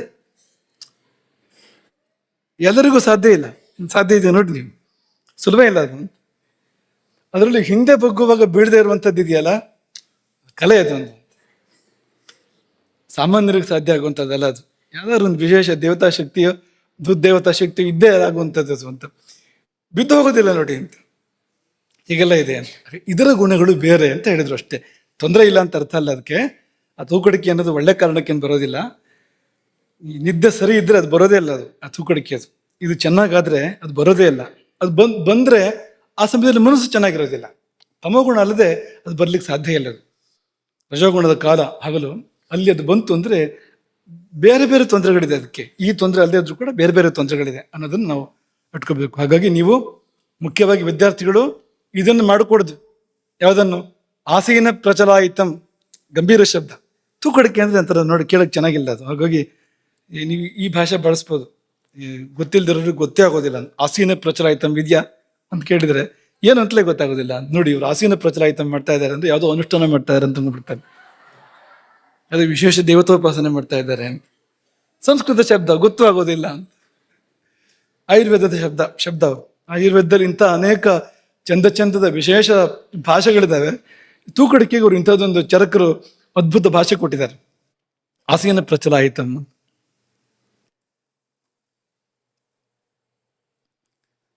ಇನ್ನು ಕೊನೆ ಹಂತದಲ್ಲಿದ್ದೇವೆ ನಾವೀಗ. ಒಳ್ಳೆ ನಿದ್ದೆಯಿಂದ ಏನಾಗ್ತದೆ ಅನ್ನೋದನ್ನ ಸ್ಕಾಂದ ಪುರಾಣ ಹೇಳುತ್ತೆ. ಹೀಗೆ ಆಯುರ್ವೇದ ಎಲ್ಲ ಸ್ಕಾಂದ ಪುರಾಣ. ಯೇ ಸ್ವಪಂತಿ ಸುಖಂ ರಾತ್ರೌ, ಯಾರು ಭೂತಧಾತ್ರಿಯ ಕರುಣೆಯಿಂದ ಸುಖವಾದ ನಿದ್ದೆಯನ್ನ, ಉಚಿತವಾದ ನಿದ್ದೆಯನ್ನು ಮಾಡ್ತಾರೋ, ತೇಷಾಂ ಕಾಯಾಗ್ನಿರಿಧ್ಯತೆ ಅಂತ. ಅವರ ಕಾಯಾಗ್ನಿ ಇದೆಯಲ್ಲ ಅದು ಪ್ರಜ್ವಲಿತಗೊಳ್ಳುತ್ತದೆ, ಅಗ್ನಿ ಪ್ರಜ್ವಲನ ಏರ್ಪಡುತ್ತದೆ. ಅದು ಏರ್ಪಟ್ರೆ ಆಹಾರವೆಲ್ಲ ಪಚನವಾಗೋದು ಮಾತ್ರ ಅಲ್ಲ, ನೀವೇನೋ ಚೂರು ಹೆಚ್ಚು ಕಡಿಮೆ ತಿಂದರೂ ಕೂಡ ಅದೆಲ್ಲ ಅದನ್ನು ಪಚನ ಮಾಡಿ ಸರಿ ಮಾಡುತ್ತೆ. ಅದು ಮಾತ್ರ ಅಲ್ಲ, ದೋಷಗಳನ್ನು ಸುಡುತ್ತೆ, ನಮ್ಮೊಳಗಿನ ಪಾಪಗಳನ್ನು ದೋಷಗಳನ್ನು ಕೂಡ ಸುಡುತ್ತೆ. ಅದು ಅಂಥದ್ದೊಂದು ಗುಣ ಇದೆ ಅದಕ್ಕೆ, ಕಾಯ ಅಗ್ನಿರಿಧ್ಯತೆ. ಆಹಾರಂ ಪ್ರತಿಗೃಹಾತಿ ತತಃ ಪುಷ್ಟಿಕರಂ ಪರಂ. ಆಗ ನೀವು ಅದು ಪ್ರಜ್ವಲಿತವಾದಾಗ ಉತ್ತಮೋತ್ತಮವಾದ ಆಹಾರಗಳನ್ನು ತಗೊಳ್ಬೋದು, ಪುಷ್ಟಿ ಕೊಡ್ತಕ್ಕಂಥ ಆಹಾರಗಳನ್ನು ತಗೋಬೋದು. ಇಲ್ಲಿದ್ರೆ ಒಳ್ಳೆ ಆಹಾರ ತಗೊಳ್ಳೋಕ್ಕೂ ಆಗೋದಿಲ್ಲ, ಅದಾಗೋದಿಲ್ಲ ನನಗೆ, ಇದಾಗೋದಿಲ್ಲ ನನಗಂತಲೇ ಅದನ್ನು ತಿಂದು ಜೀರ್ಣ ಆಗೋದಿಲ್ಲ ಅನ್ನೋ ಸಂದರ್ಭ ಇರ್ಬೋದು, ಅಗ್ನಿ ದೌರ್ಬಲ್ಯ. ಆದರೆ ನೀವು ಸರಿಯಾಗಿ ನಿದ್ದೆ ಮಾಡಿದರೆ ಅದೇ ಸಿದ್ಧಯೋಗಿನಿ ಬಂದರೆ ಕಾಲಗ್ನ ರುದ್ರನು ಬರ್ತಾನೆ ಕೂಡ್ಲಿ ಅಂತ, ಅಗ್ನಿ ಜಾಗರಣ, ಅಗ್ನಿಗೆ ಬಲ ಬರ್ತದೆ ಅಂತ. ಭಾವಪ್ರಕಾಶ ಹೀಗೆ ಹೇಳುತ್ತೆ, ನಿದ್ರಾತು ಸೇವಿತಾ ಕಾಲೈ, ಸಕಾಲದಲ್ಲಿ ನಿದ್ದೆ ಮಾಡಿದರೆ ಏನು ಬರ್ಬೋದು, ಏನಾಗ್ಬೋದು ಅಂದರೆ ಧಾತು ಸಾಮ್ಯ ಏರ್ಪಡಬಹುದು. ಧಾತು ಸಾಮ್ಯಂ, ಈ ಧಾತು ಸಾಮ್ಯಕ್ಕೆ ಎಲ್ಲಿವರೆಗೆ ವ್ಯಾಪ್ತಿ ಇದೆ ಅಂದರೆ ಆತ್ಮದರ್ಶನದವರೆಗೆ ವ್ಯಾಪ್ತಿ ಇದೆ. ಧಾತು ಸಾಮ್ಯದ ಸ್ಥಿತಿಯಲ್ಲಿ ಆತ್ಮದರ್ಶನ ಆಗುವಂಥದ್ದು ಯಾರಿಗೇ ಆದರೂ ಕೂಡ. ಈ ಧಾತುಗಳಿದೆಯಲ್ಲ, ಈ ರಸರಕ್ತ ಮಾಂಸ ಎನ್ನುವ ಸಪ್ತಧಾತುಗಳು ಇರ್ಬೋದು, ಅಥವಾ ವಾತ ಪಿತ್ತ ಕಫ, ಇದನ್ನು ಕೂಡ ಆಯುರ್ವೇದದಲ್ಲಿ ಹೆಚ್ಚಾಗಿ ದೋಷ ಅಂತ ಬಳಸ್ತಾರೆ, ಧಾತು ಅಂತೂ ಕೂಡ ಇದನ್ನು ಬೆಳೆಸಿದ್ರೆ ಯುಕ್ತ ಅದು. ಇವುಗಳಲ್ಲಿ ಹೊಡೆದಾಟ ಇಲ್ದಿದ್ರೆ, ವೈರುಧ್ಯ ಇಲ್ದೇನೆ ಸಾಮ್ಯ ಏರ್ಪಟ್ರೆ ಆಗಲೇ ಆತ್ಮದರ್ಶನ ಆಗುವಂಥದ್ದು ಅಲ್ವಾ. ಈಗ 3 ಹಾಳೆಗಳನ್ನು ಒಟ್ಟಿಗಿಟ್ಟು ರಂಧ್ರ ಮಾಡಿ, 3 ಹಾಳೆಗಳನ್ನು ಅಲ್ವಾ, ಹಿಂದ್ಗಡೆಯಿಂದ ಬೆಳಕು ಬಿಡಿ, ಆ ಬೆಳಕು ಆ ಕಡೆ ಬರ್ತದೆ. ಯಾವಾಗ ಅಂದರೆ ಆಚೆ ಈಚೆ ಇಲ್ಲದೆ ಇದ್ರೆ ಅಂತ, ಒಂದೇ ನೇರದಲ್ಲಿದ್ದರೆ ಅಂತ. 3 ಹಾಳೆಗಳು ಕಾಗದದ ರಟ್ಟು ಅಂತ ಅಂದ್ಕೊಳ್ಳಿ, 3 ಒಂದೇ ನೇರದಲ್ಲಿದ್ದರೆ, ಆ ರಂಧ್ರಗಳು ಒಂದೇ ನೇರದಲ್ಲಿದ್ದರೆ ಈಚೆಯಿಂದ ಬೆಳಕು ಆಚೆಯವರೆಗೂ ಹೋಗ್ಲಿಕ್ಕೆ ಸಾಧ್ಯ ಇದೆ ನೋಡಿ. ಹಾಗೆ ಈ ಧಾತು ಸಾಮ್ಯ ಏರ್ಪಡುವಾಗ ಈ 3 ಧಾತುಗಳು ಅಂಥ ಒಂದು ಸ್ಥಿತಿಗೆ ಬಂದಾಗ ಒಳಗಿರುವ ಬೆಳಕು ಹೊರಗೆ ಚೆಲ್ಲಲಿಕ್ಕೆ ಸಾಧ್ಯ ಇದೆ, ಅಲ್ಲಿವರೆಗೂ ವ್ಯಾಪ್ತಿ ಇದೆ. ಧಾತು ಸಾಮ್ಯದಲ್ಲಿ ಯಾವ ರೋಗವೂ ಇಲ್ಲ. ಧಾತು ಸಾಮ್ಯ ಇದ್ದಾಗ ಯಾವ ರೋಗವೂ ಕೂಡ ಇರೋದಿಲ್ಲ, ಮಾತ್ರವಲ್ಲ ಆತ್ಮದರ್ಶನ ಇರ್ತದೆ ಆ ಸಮಯದಲ್ಲಿ. ಹಾಗಾಗಿ ಆಯುರ್ವೇದ ಅಂದರೆ ಅದೇನು ಅಂದರೆ ವೇದಾಂತವೇ ಆಯುರ್ವೇದ ಅಂದರೆ. ಆಯುರ್ವೇದದ ಪರಮ ಪ್ರಯೋಜನ ಏನು ಅಂದರೆ ಧಾತು ಸಾಮ್ಯ. ಈ ಶಾಸ್ತ್ರ ಯಾತಕ್ಕೆ ಹೊರಟಿದೆ? ಧಾತು ಸಾಮ್ಯಕ್ಕಾಗಿ ಹೊರಟಿದೆ. ಧಾತು ಸಾಮ್ಯ ಅಂದರೆ ಏನು ಅಂದರೆ ಆತ್ಮದರ್ಶನ ಸ್ಥಿತಿ. ಪರಿಪೂರ್ಣ ಧಾತು ಸಾಮ್ಯ ಎನ್ನುವಂಥದ್ದು ಆತ್ಮದರ್ಶನ ಸ್ಥಿತಿ, ಅದು ಏರ್ಪಡಬೇಕು. ಎಷ್ಟು ನಾವು ಹತ್ರ ಹೋಗ್ತೇವೋ ಆ ಧಾತು ಸಾಮ್ಯಕ್ಕೆ ಅಷ್ಟು ಆರೋಗ್ಯವಾಗಿರ್ತೇವೆ. ಅಂದ್ರೆ ಅರ್ಥ ಏನು? ಎಷ್ಟು ನಾವು ಆತ್ಮದರ್ಶನಕ್ಕೆ ಹತ್ರ ಇರ್ತೇವೋ ಅಷ್ಟು ಆರೋಗ್ಯವಾಗಿರ್ತೇವೆ. ಆತ್ಮದರ್ಶನದ ಹಾದಿ ಬೇರೆ ಅಲ್ಲ, ಆರೋಗ್ಯದ ಹಾದಿ ಬೇರೆ ಅಲ್ಲ. ಆತ್ಮದರ್ಶನಕ್ಕೆ ಯಾವುದು ಪಥ್ಯವೋ ಆರೋಗ್ಯಕ್ಕೂ ಅದೇ ಪಥ್ಯ, ಆರೋಗ್ಯಕ್ಕೆ ಯಾವುದು ಪಥ್ಯವೋ ಆತ್ಮದರ್ಶನಕ್ಕೂ ಅದೇ ಪಥ್ಯ. ಎರಡೂ ಒಂದೇ. ಪೂರ್ಣಾರೋಗ್ಯ, ಆತ್ಮದರ್ಶನ ಒಂದೇ, ಎರಡು ಬೇರೆ ಬೇರೆ ಅಲ್ಲ. ಹಾಗಾಗಿ ಈ ಆಚಾರ್ಯರುಗಳು ಇವರೆಲ್ಲ ಜ್ಞಾನಿಗಳು, ಇವ್ರ ಮಾತುಗಳಲ್ಲೇ ಗೊತ್ತಾಗ್ತದೆ ಅಂತ. ಧಾತು ಸಾಮ್ಯವನ್ನು ಕೊಡ್ತದೆ ಎಂಬುದಾಗಿ ಹೇಳಿದರು ಅಂತ. ಮಾತ್ರವಲ್ಲ ಅತಂದ್ರಿತ, ಅದನ್ನಾಗಿ ಹೇಳಿದ್ದು. ತೂಕಡಿಕೆ ಬರೋದಿಲ್ಲ. ನಿದ್ದೆ ಸರಿಯಾಗಿದ್ರೆ ತೂಕಡಿಕೆ ಬರೋದೇ ಇಲ್ಲ. ತೂಕಡಿಕೆ ಬಂತು ಅಂದ್ರೆ ತೂಕಡಿಕೆ ಬಂದ ಹೊತ್ತಿಗೆ ಇಲ್ಲಿ ಕಫಕೋಪ ಇಲ್ಲ, ವಾತಕೋಪ ಇಲ್ಲ ಅಂತ ನೀವು ಸಮಾಧಾನ ಮಾಡ್ಕೊಳ್ಳೋ ಹಾಗಿಲ್ಲ. ನಿದ್ದೆ ಸರಿಯಾಗಿಲ್ಲ ಅಂತ ಹೇಳ್ತಾ ಇದೆ, ಅದು ಬೇರೆ ಏನಿಲ್ಲ.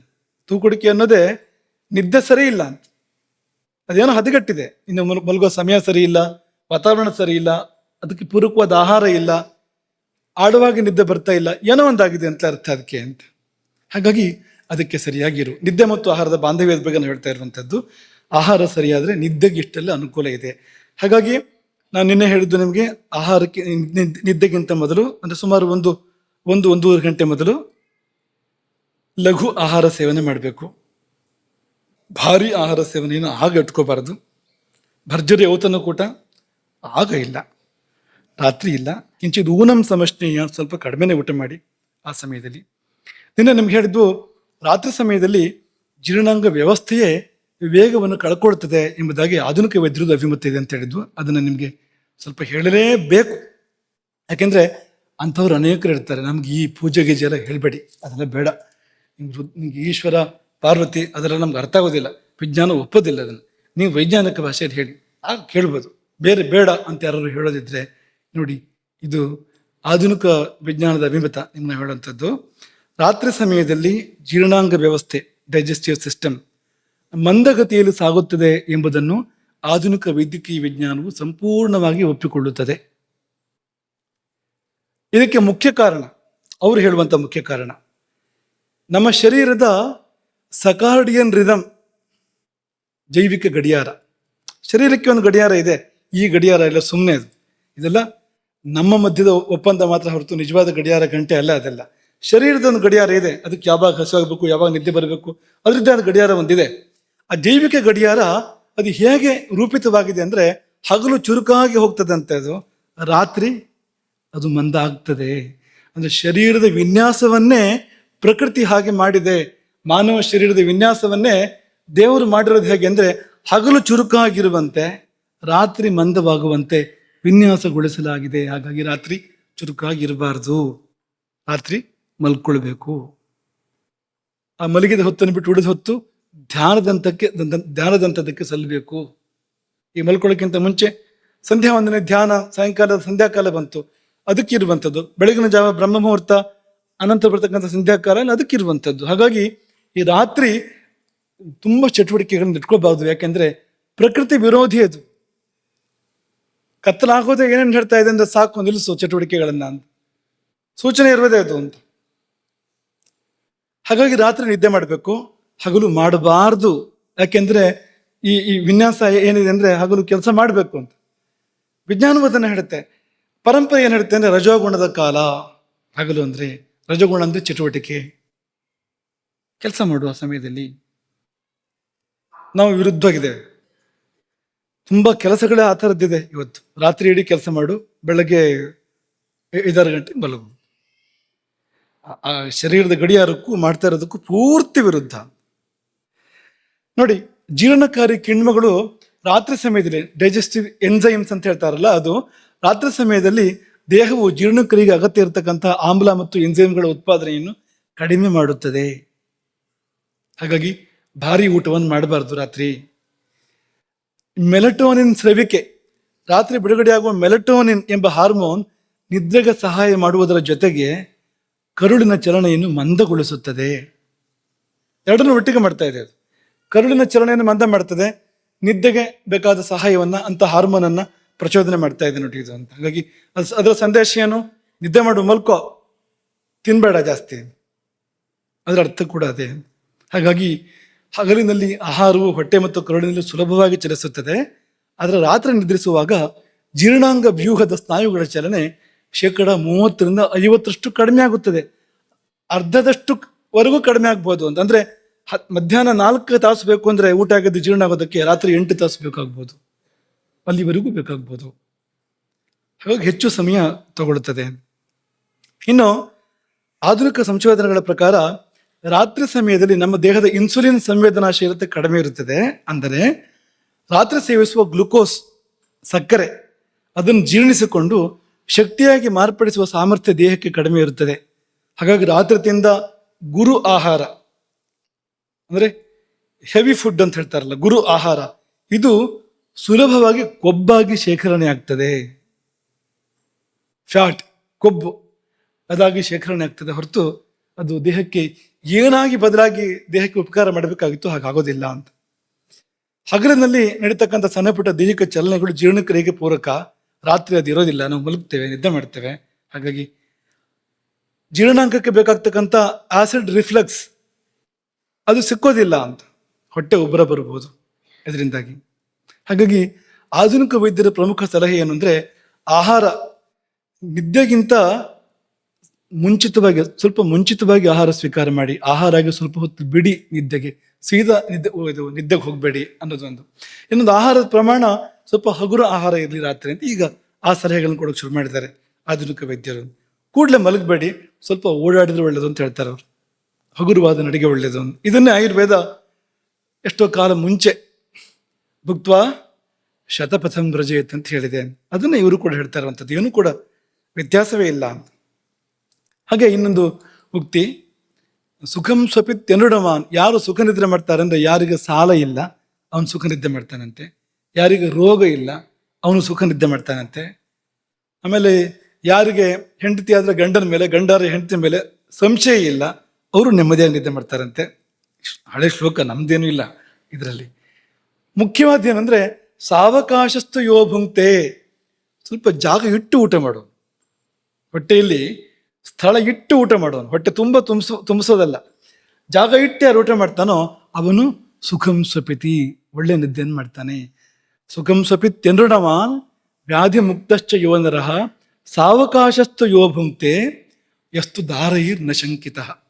ಇವರೆಲ್ಲ ಅಂತ ಪಥ್ಯಾಹಾರವೇ ಆದ್ರು, ಸರಿಯಾದ ಆಹಾರವೇ ಆದ್ರು, ಜಾಸ್ತಿ ತಿಂದ್ಬಿಟ್ರೆ ಅಥವಾ ತುಂಬ ಕಡಿಮೆ ತಿಂದ್ರೆ ಕಡಿಮೆ ಜಾಸ್ತಿ ಇಲ್ಲ, ಸರಿಯಾಗಿ ತಿಂತಿದ್ದಾನೆ. ಹೀಗೆಲ್ಲ ಆದರೂ ಕೂಡ ಜೀರ್ಣ ಆಗದೆ ಇರ್ಬೋದು. ಯಾವಾಗ ಅಂದ್ರೆ ಚಿಂತ, ಶೋಕ, ಭಯ, ಕ್ರೋಧ, ದುಃಖ ಪ್ರಜಾಗರೈಹಿ ಇದೆಲ್ಲ ಇದ್ದಾಗ ಜೀರ್ಣ ಆಗದೆ ಹೋಗ್ಬೋದು ಅಂತಂದ್ರೆ, ಸರಿಯಾಗಿ ಆಹಾರ ಸೇವನೆ ಮಾಡಿದ್ರು ಕೂಡ, ಪ್ರಮಾಣಬದ್ಧ ಪಥ್ಯಾಹಾರ ಎಲ್ಲ ಇದ್ರೂ ಕೂಡ ನಿದ್ದೆ ಸರಿ ಮಾಡದೇ ಇದ್ರೆ, ಪ್ರಜಾಗರ ಅಂದ್ರೆ ಅದು ನಿದ್ದೆ ಸರಿ ಮಾಡದೇ ಇದ್ರೆ ಜೀರ್ಣ ಸರಿಯಾಗದೇ ಇರ್ಬೋದು, ತೊಂದರೆ ಆಗ್ಬೋದು. ಹೀಗೆ ಪರಸ್ಪರ ತುಂಬಾ ಸಂಬಂಧ ಇದೆ. ಆಹಾರ ವ್ಯತ್ಯಾಸ ಆದಾಗ ವಾತ ವ್ಯತ್ಯಾಸ ಆಗುತ್ತೆ, ವಾತ ವ್ಯತ್ಯಾಸ ಆದ್ರೆ ನಿದ್ದೆ ಹೋಗುತ್ತೆ. ವಾತ, ನಿದ್ದೆ, ವೈರಿ ಅಂತ. ಇನ್ನೊಂದು ಸಂಗತಿ ನಿಮ್ಗೆ ಹೇಳಬೇಕು, ಆಹಾರದಲ್ಲಿ ಕೂಡ ಜಾಗ್ರತೆ ಮಾಡಬೇಕು. ಆಹಾರದಲ್ಲಿ ಈ ವಾತೋದ್ರೇಕ ಮಾಡುವಂಥ ಆಹಾರಗಳನ್ನು ತುಂಬ ಸೇವನೆ ಮಾಡಿದರೆ ನಿದ್ದೆ ಹೋಗುತ್ತೆ. ಯಾವುದು ಉದಾಹರಣೆಗೆ ಅಂತಂದರೆ, ಕಡಲೆ. ಚೆನ್ನಾಗಿ ಕಡಲೆ ತಿಂದರೆ, ಕಡಲೆಕಾಯಿ ಚೆನ್ನಾಗಿ ತಿಂದರೆ ತಿನ್ಬೇಕಾದ್ರೆ ಸುಖ ಆಗ್ಬೋದು, ಆದರೆ ಆಮೇಲೆ ನಿದ್ದೆಗೆ ತೊಂದರೆ ಆಗ್ಬೋದು. ಇನ್ನೂ ಏನೇನೋ ಮಾಡ್ಬೋದು ಅದು, ಆದರೆ ನಿದ್ದೆಗೆ ತೊಂದರೆ ಆಗ್ಬೋದು. ತೊಗರಿ, ಈ ಹೆಸರು ಮತ್ತು ತೊಗರಿ ಎಲ್ಲಿ ಹೆಸರು ಯಾವಾಗಲೂ ಒಳ್ಳೆಯದು, ಹೆಸರು ಬೇಳೆ ಬೆಳೆಸ್ಬೇಕು. ತೊಗರಿ ಬೇಳೆಗಿಂತ ತೊಗರಿಬೇಳೆ ನಿಷಿದ್ಧ ವರ್ಜ್ಯ ಅಂತಲ್ಲ, ಆದರೆ ಜಾಸ್ತಿ ಬಳಕೆ ಮಾಡಿದರೆ ನಿದ್ದನ್ನು ಕಡಿಮೆ ಮಾಡುತ್ತೆ ಅದು, ಅಥವಾ ವಾತದ ಬೇರೆ ಬೇರೆ ಸಮಸ್ಯೆಗಳನ್ನು ಕೂಡ ತರ್ಬೋದು ಅದು ಅಂತ. ಅಲಸಂದಿ, ಬಟಾಣಿ, ಮೆಕ್ಕೆಜೋಳ, ರಾಗಿ.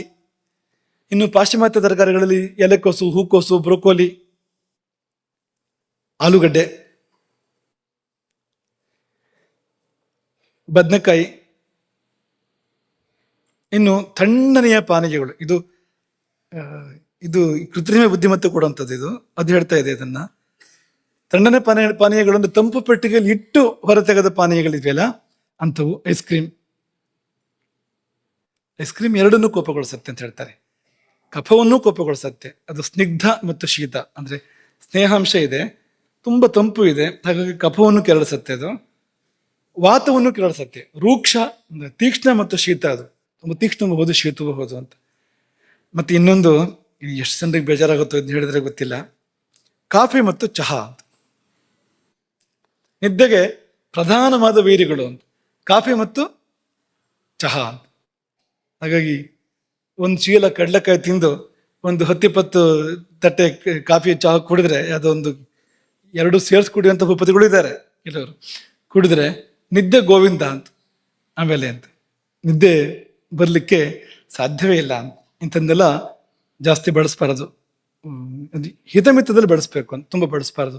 ಯಾವುದನ್ನು ಬಳಸ್ಬೇಕು ಅಂದರೆ, ಅಕ್ಕಿ ಒಳ್ಳೆಯದು ನಿದ್ದೆಗೆ, ಗೋಧಿ ಒಳ್ಳೆಯದು, ಆಮೇಲೆ ಈ ಮಧುರ ರಸ ನಿದ್ದೆಗೆ ತುಂಬ ಒಳ್ಳೆಯದು. ಸಿಹಿ ಇದೆಯಲ್ಲ ನಿದ್ದೆಗೆ ಜಾಸ್ತಿ ಒಳ್ಳೆ ಆಳವಾದ ನಿದ್ದೆಯನ್ನು ಕೊಡುವಂಥದ್ದು. ಭೋಜನಂ ಮಧುರಂ ಸ್ನಿಗ್ಧಂ, ಕ್ಷೀರ, ಹಾಲು ಒಳ್ಳೆಯದು, ಕಬ್ಬಿನಿಂದ ಬಂದಿರುವಂಥದ್ದೆಲ್ಲ ಒಳ್ಳೆಯದು. ಐಕ್ಷವ ಸಂಸ್ಕೃತಿ, ಚಿಕಿತ್ಸೆಗೂ ಬಳಸ್ತಾರೆ, ನಿದ್ದೆಹೀನತೆ ಚಿಕಿತ್ಸೆಗೂ ಇದೆಲ್ಲ ಬಳಸ್ತಾರೆ. ದ್ರಾಕ್ಷಿ ಒಳ್ಳೆಯದು, ಸೀತ, ಕಲ್ಸಕ್ರೆ, ಇಂಥದ್ನೆಲ್ಲ ರಾತ್ರಿ ಬಳಸ್ಬೋದು ಅಂತ. ಯಾವಾಗ ಅಂದರೆ ನಿದ್ದೆ ಕಡಿಮೆ ಆದಾಗ ಚಿಕಿತ್ಸಾ ರೂಪದಲ್ಲಿ ಬಳಸ್ಬೋದು. ಅಲ್ಲದಿದ್ರೂ ಒಟ್ಟು ಆಹಾರದಲ್ಲಿ ತುಂಬ ಇದ್ದಾಗ ನಿದ್ದೆಗೆ ಅನುಕೂಲ ಆಗುತ್ತೆ. ಅಭ್ಯಂಗದಲ್ಲಿ ಉತ್ಸಾಹನ ಅಥವಾ ಉದ್ವರ್ತನ ಅಂತ ಹೇಳ್ತಾರಲ್ಲ, ಅದನ್ನು ಮಾಡುವಂಥದ್ದು. ಮೈ ತಿಕ್ಕುವಂಥದ್ದು ಇದೆಯಲ್ಲ ಅದು. ಮೊಸರು ರಾತ್ರಿ ಎಲ್ಲ ಬಳಸುವಂಥದ್ದು. ಆದರೆ ಕೆಡಿಸ್ಕೊಂಡ್ರೆ ಕಥೆ ಬೇರೆ ಆಗ್ಬೋದು, ವ್ಯವಸ್ಥೆಯನ್ನು ರಾತ್ರಿ ಎಲ್ಲ. ಇಂಥದ್ದೆಲ್ಲ ಜಿಡ್ಡಿನ ಅಂಶ ಇರುವಂಥದ್ದು. ಇದೆಲ್ಲ ಏನು ಮಾಡುತ್ತೆ ಅಂದರೆ ನಿದ್ದೆಗೆ ಅನುಕೂಲ ಮಾಡಿಕೊಡುತ್ತೆ. ಶಾಲ್ಯನ್ನ, ಸದತಿ, ಕ್ಷೀರ ಇದೆಲ್ಲ ನಿದ್ದೆಗೆ ಅನುಕೂಲ ಮಾಡಿಕೊಡುತ್ತೆ. ಒಂದು ನಿದ್ದೆಗೇನು, ನಿದ್ದೆ ಕಡಿಮೆ ಏನೇನಾಗುತ್ತೆ ಅನ್ನೋದನ್ನ ಒಬ್ರು ಈ ರೀತಿಯಲ್ಲಿ ನಿರೂಪಣೆ ಮಾಡಿದ್ದಾರೆ ನೋಡಿ. ನಮ್ಮ ಮಧ್ಯ ಇರುವಂತವ್ರೆ, ನೀವು ನೋಡಿದ್ರೆ ಸಾಕು ಅದನ್ನ. ಯಾವ ರೀತಿಯಲ್ಲಿ ಕಾಲರಾತ್ರಿ ಹೊರಗೆ ಬರ್ತಾಳೆ ಅಂತ. ಕಿರಿಕಿರಿ, ಮಾನಸಿಕ ಒತ್ತಡ, ಮೆದುಳಿನ ಮಂಜು, ಏಕಾಗ್ರತೆ ಕೊರತೆ, ನೆನಪಿನ ಶಕ್ತಿ ಹೋಗ್ಬಿಡುತ್ತೆ ನಿದ್ದೆ ಕಡಿಮೆ ಆದಾಗ, ದೀರ್ಘಕಾಲದ ಆಯಾಸ, ಪ್ರತಿಕ್ರಿಯೆಗೆ ಸಮಯ ವಿಳಂಬ, ಒಂದು ಉತ್ತರ ಕೊಡಬೇಕಾದ್ರೆ ವಿಳಂಬ ಆಗುವಂಥದ್ದು, ರೋಗ ನಿರೋಧಕ ಶಕ್ತಿ ದುರ್ಬಲ ಆಗುವಂಥದ್ದು, ಇದನ್ನೆಲ್ಲ ಹೇಳಿದೆ ಅಂತ. ಸಹನೆ ಹೋಗುತ್ತೆ ನಿದ್ದೆ ಕಡಿಮೆ ಆದರೆ, ಮುಖ್ಯವಾಗಿ ಕೋಪ ಜಾಸ್ತಿ ಆಗುತ್ತೆ, ಸಹನೆ ಹೋಗುತ್ತೆ. ಒಂದು 2-3 ಪ್ರಯೋಗಗಳನ್ನ ಹೇಳಿ ಪೂರ್ತಿ ಮಾಡ್ತಾ ಇದ್ದೇವೆ. ರಾಂಡಿ ಗಾರ್ಡ್ನರ್ ಅಂತ ಒಬ್ರು 1963-64 ಪ್ರಯೋಗ ಮಾಡಿದ್ರು. ನಿದ್ರೆ ಮಾಡದೆ ವಿಶ್ವದಾಖಲೆ ನಿರ್ಮಾಣ ಮಾಡಿದ್ರು. ಆ ಸಮಯದಲ್ಲಿ ಅವರಿಗೆ ಅನೇಕ ಅವ್ಯವಸ್ಥೆಗಳು ಕಂಡು ಬಂದವು. ಇದೆಯಲ್ಲ, ಏಕಾಗ್ರತೆ ಕೊರತೆ, ಸ್ಮರಣ ಶಕ್ತಿ ನಾಶ, ಮನೋಭಾವ ಬದಲಾವಣೆ, ಭ್ರಮೆ, ಬುದ್ಧಿ ಅಸ್ತವ್ಯಸ್ತ ಆಗೋದು ಇದೆಲ್ಲ ಕಂಡು ಬಂತು ಆ ಸಮಯದಲ್ಲಿ. ನಿದ್ದೆ ಕಡಿಮೆ ಆದರೂ ಹೆಚ್ಚಾದರೂ ತೊಂದರೆ ಅನ್ನೋದಕ್ಕೆ 2025ರಲ್ಲಿ ಜೊರೋ ಸೈನ್ಸ್ ಪತ್ರಿಕೆಯಲ್ಲಿ ಪ್ರಕಟವಾದ ಒಂದು ವರದಿ ವಿಶ್ಲೇಷಣೆ. ಅದು 7 ಗಂಟೆಗಿಂತ ಕಡಿಮೆ ನಿದ್ದೆ ಮಾಡಿದರೆ ಸಾವಿನ ಪ್ರಮಾಣ 14% ಜಾಸ್ತಿ ಅಂತ. 7 ಗಂಟೆಗಿಂತ ಅಥವಾ 6-7 ಗಂಟೆಗಿಂತ ಹದ ನಿದ್ದೆಗಿಂತ ಕಡಿಮೆ ಮಾಡಿದರೆ, ನಿದ್ದೆ ಪ್ರಮಾಣ ಕಡಿಮೆ ಆದರೆ ಮರಣದ ಅಪಾಯ 14% ಜಾಸ್ತಿ. ಜಾಸ್ತಿ ನಿದ್ದೆ ಮಾಡಿದರೆ 9 ಗಂಟೆಗಿಂತ ಜಾಸ್ತಿ ನಿದ್ದೆ ಮಾಡೋರಿಗೆ 34% ಮರಣದ ಸಾಧ್ಯತೆ ಜಾಸ್ತಿ. ನಿದ್ದೆ ಜಾಸ್ತಿ ಆದರೆ ಹೆಚ್ಚಿಗೆ ತೊಂದರೆ ಇದೆ ಅಂತ. ಹಾಗೆ ಈ ಫೇಟಲ್ ಫೆಮಿಲಿಯಲ್ ಇನ್ಸಾಮನಿಯಾ ಅಂತ ಹೇಳ್ತಾರೆ, ನಿದ್ರಾಹೀನತೆಯ ಒಂದು ಬಗೆ ಅದು. ಅದು ಎಷ್ಟರ ಮಟ್ಟಿಗೆ ತೊಂದರೆ ಕೊಡುತ್ತೆ ಅನ್ನೋದನ್ನ ವಿವರಣೆ ಕೊಡುವಾಗ ಈ ನರಮಂಡಲದ ಮೇಲೆ ನಿಯಂತ್ರಣ ಹೋಗುವಂಥದ್ದು, ಭ್ರಮೆ, ಸ್ಮರಣಶಕ್ತಿ ಕುಸಿತ, ಇದೆಲ್ಲ ಅಲ್ಲೂ ಕೂಡ ಹೇಳಿದ್ದಾರೆ. ಕೊನೆಯಲ್ಲಿ ಮರಣ ಬರುತ್ತೆ ಈ ಕಾಯಿಲೆಯಲ್ಲಿ ಅಂತ, ಸಾವಲ್ಲಿ ಮುಕ್ತಾಯ ಆಗತ್ತೆ ಅಂತ. ಕೊಟ್ಟ ಕೊನೆಯಲ್ಲಿ ಈ ನಾಯಿಗಳ ಮೇಲೆ, ಇಲಿಗಳ ಮೇಲೆ ಪ್ರಯೋಗ ಮಾಡಿದ್ದಾರೆ. 19ನೇ ಶತಮಾನದಲ್ಲಿ ಪ್ರಯೋಗ ಮಾಡಿದಾಗ, ನಾಯಿಗಳ ಮೇಲೆ ಪ್ರಯೋಗ ಮಾಡಿದಾಗ 9 ರಿಂದ 17 ದಿನಗಳ ಮಧ್ಯೆ ಸತ್ತು ಅವೆಲ್ಲ. ಅವು ನಿದ್ದೆ ಮಾಡದಂತೆ ಮಾಡಿದಾಗ, ನಾಯಿಗಳು ನಿದ್ದೆ ಮಾಡದೆ ಹೋದಂತೆ ಮಾಡಿದಾಗ ಪಾಪ 9 ದಿನದಿಂದ 17 ದಿನದ ಮಧ್ಯದಲ್ಲಿ ಎಲ್ಲ ನಾಯಿಗಳು ಮರಣವನ್ನಪ್ಪಿದವು. ಇಲಿಗಳ ಮೇಲೆ ಮಾಡಿದಾಗ 2 ವಾರದಿಂದ 4 ವಾರದ ಮಧ್ಯದಲ್ಲಿ, ಅಂದ್ರೆ 15 ದಿವಸದಿಂದ 1 ತಿಂಗಳ ಮಧ್ಯದಲ್ಲಿ ಸತ್ತವು ಅವೆಲ್ಲ. ನಿದ್ದೆ ತೊಂದರೆ ಆದ್ರೆ ಏನಾಗ್ಬೋದು ಅನ್ನೋದಕ್ಕೆ ಇವೆಲ್ಲ ಸೂಚನೆಗಳು. ಹಾಗಾಗಿ ಯಾವುದೇ ಕಾರಣಕ್ಕೂ ನಾವು ನಿದ್ದೆ, ಹಸಿವು ಇದನ್ನೆಲ್ಲ ಆ ಕಡೆ ಈ ಕಡೆ ಮಾಡ್ಕೋಬಾರ್ದು. ಅದಕ್ಕೆ ಕೊಡಬೇಕಾದಂಥ ಮರ್ಯಾದೆಯನ್ನ ಕೊಡಬೇಕು. ಇದಿಷ್ಟನ್ನ ಇವತ್ತಿನ ಒಂದು ಪಾಠವಾಗಿ, ಪ್ರವಚನವಾಗಿ ಇಟ್ಕೊಂಡು ಮುಂದಿನದಕ್ಕೆ ಬ್ರಹ್ಮಚರ್ಯ ಇದೆ ಮುಂದೆ. ಅದನ್ನು ಸ್ವಲ್ಪ ಸಮಯ ಅದನ್ನು ಅವಲೋಕನ ಮಾಡಿ ಆಮೇಲೆ ಮುಂದಕ್ಕೆ ಆಹಾರದ ವಿಷಯಕ್ಕೆ ಮುಂದುವರಿಯೋಣ. ಈ 3 ಉಪಸ್ತಂಭಗಳು, ಒಂದು ಪ್ರಧಾನ ಸ್ತಂಭ, ಕರ್ಮವೆಂಬ ಪ್ರಧಾನ ಸ್ತಂಭ ಮತ್ತು ಆಹಾರ, ನಿದ್ದೆ, ಬ್ರಹ್ಮಚರ್ಯ ಎಂಬ 3 ಉಪಸ್ತಂಭಗಳು ಶರೀರವನ್ನ ಧರಿಸಿವೆ. ನಿದ್ದೆ ಸರಿಯಾದರೆ ಅದು ಯೋಗ ನಿದ್ರೆ ಆಗತ್ತೆ, ಅದು ನಮ್ಮನ್ನು ಭಗವಂತನವರಿಗೂ ಕರ್ಕೊಂಡು ಹೋಗುತ್ತೆ. ಸರಿಯಾಗದೇ ಇದ್ರೆ ಈ ಕಡೆ ಕರ್ಕೊಂಡು ಹೋಗುತ್ತೆ, ಚಿತ್ರಗುಪ್ತನ ಕಡೆಗೆ, ಯಮನ ಕಡೆಗೆ, ಅಥವಾ ಅವನೇ ಕಳಿಸ್ಕೊಡ್ತಾನೆ ತನ್ನ ಪ್ರತಿನಿಧಿಗಳನ್ನ, ದೂತರನ್ನ. ಯಾರಲ್ಲಿ ನಿದ್ದೆ ಸರಿ ಇರೋದಿಲ್ವೋ ಅವರಿಗೆ ರೋಗಗಳನ್ನ, ಅರುಚಿ, ಅಜೀರ್ಣ ಇದನ್ನೆಲ್ಲ ಕಳಿಸ್ಕೊಡ್ತಾನೆ ಯಮದೇವ. ಬೇಗ ಬರ್ಲಿಕ್ಕೆ ಹೇಳು, ಬೇಗ ಬರ್ತಾನಂತೆ, ಹೋಗಿ ಅಂತ. ಹಾಗಾಗತ್ತೆ. ಹಾಗಾಗಿ ನಮ್ಗೆ ಇದು ಬೇಕು ಅದು ಬೇಕು ಅನ್ನೋದನ್ನ ಆರಿಸ್ಕೋಬೇಕು. ಜೀವನಕ್ಕೆ ಶಿಸ್ತನ್ನು ಅಳವಡಿಸ್ಕೊಳ್ಬೇಕು, ತುಂಬಾ ಮುಖ್ಯ. ಹಾಗಾಗಿ ನಿರ್ನಿದ್ರೆಯಿಂದ ನಿದ್ರೆಗೆ, ನಿದ್ರೆಯಿಂದ ನಿಶ್ಚಿಂತ ನಿದ್ರೆಗೆ, ನಿಶ್ಚಿಂತೆಯಿಂದ ಯೋಗ ನಿದ್ರೆಗೆ ಭೂತಧಾತ್ರಿ ಸಿದ್ಧಯೋಗಿನಿ ನಮ್ಮೆಲ್ಲರನ್ನು ಕೂಡ ಏರಿಸಲಿ ತಾಯಿ ವಿಷ್ಣುಮಾಯಿ. ಹರೇ ರಾಮ. ಗೋಕರ್ಣ ಮಂಡಲಾಧೀಶ್ವರ ಶ್ರೀಮದ್ ಜಗದ್ಗುರು ಶಂಕರಾಚಾರ್ಯ ಶ್ರೀಮದ್ ರಾಘವೇಶ್ವರ ಭಾರತಿ ಸ್ವಾಮಿ ಮಹಾರಾಜ್ ಕಿ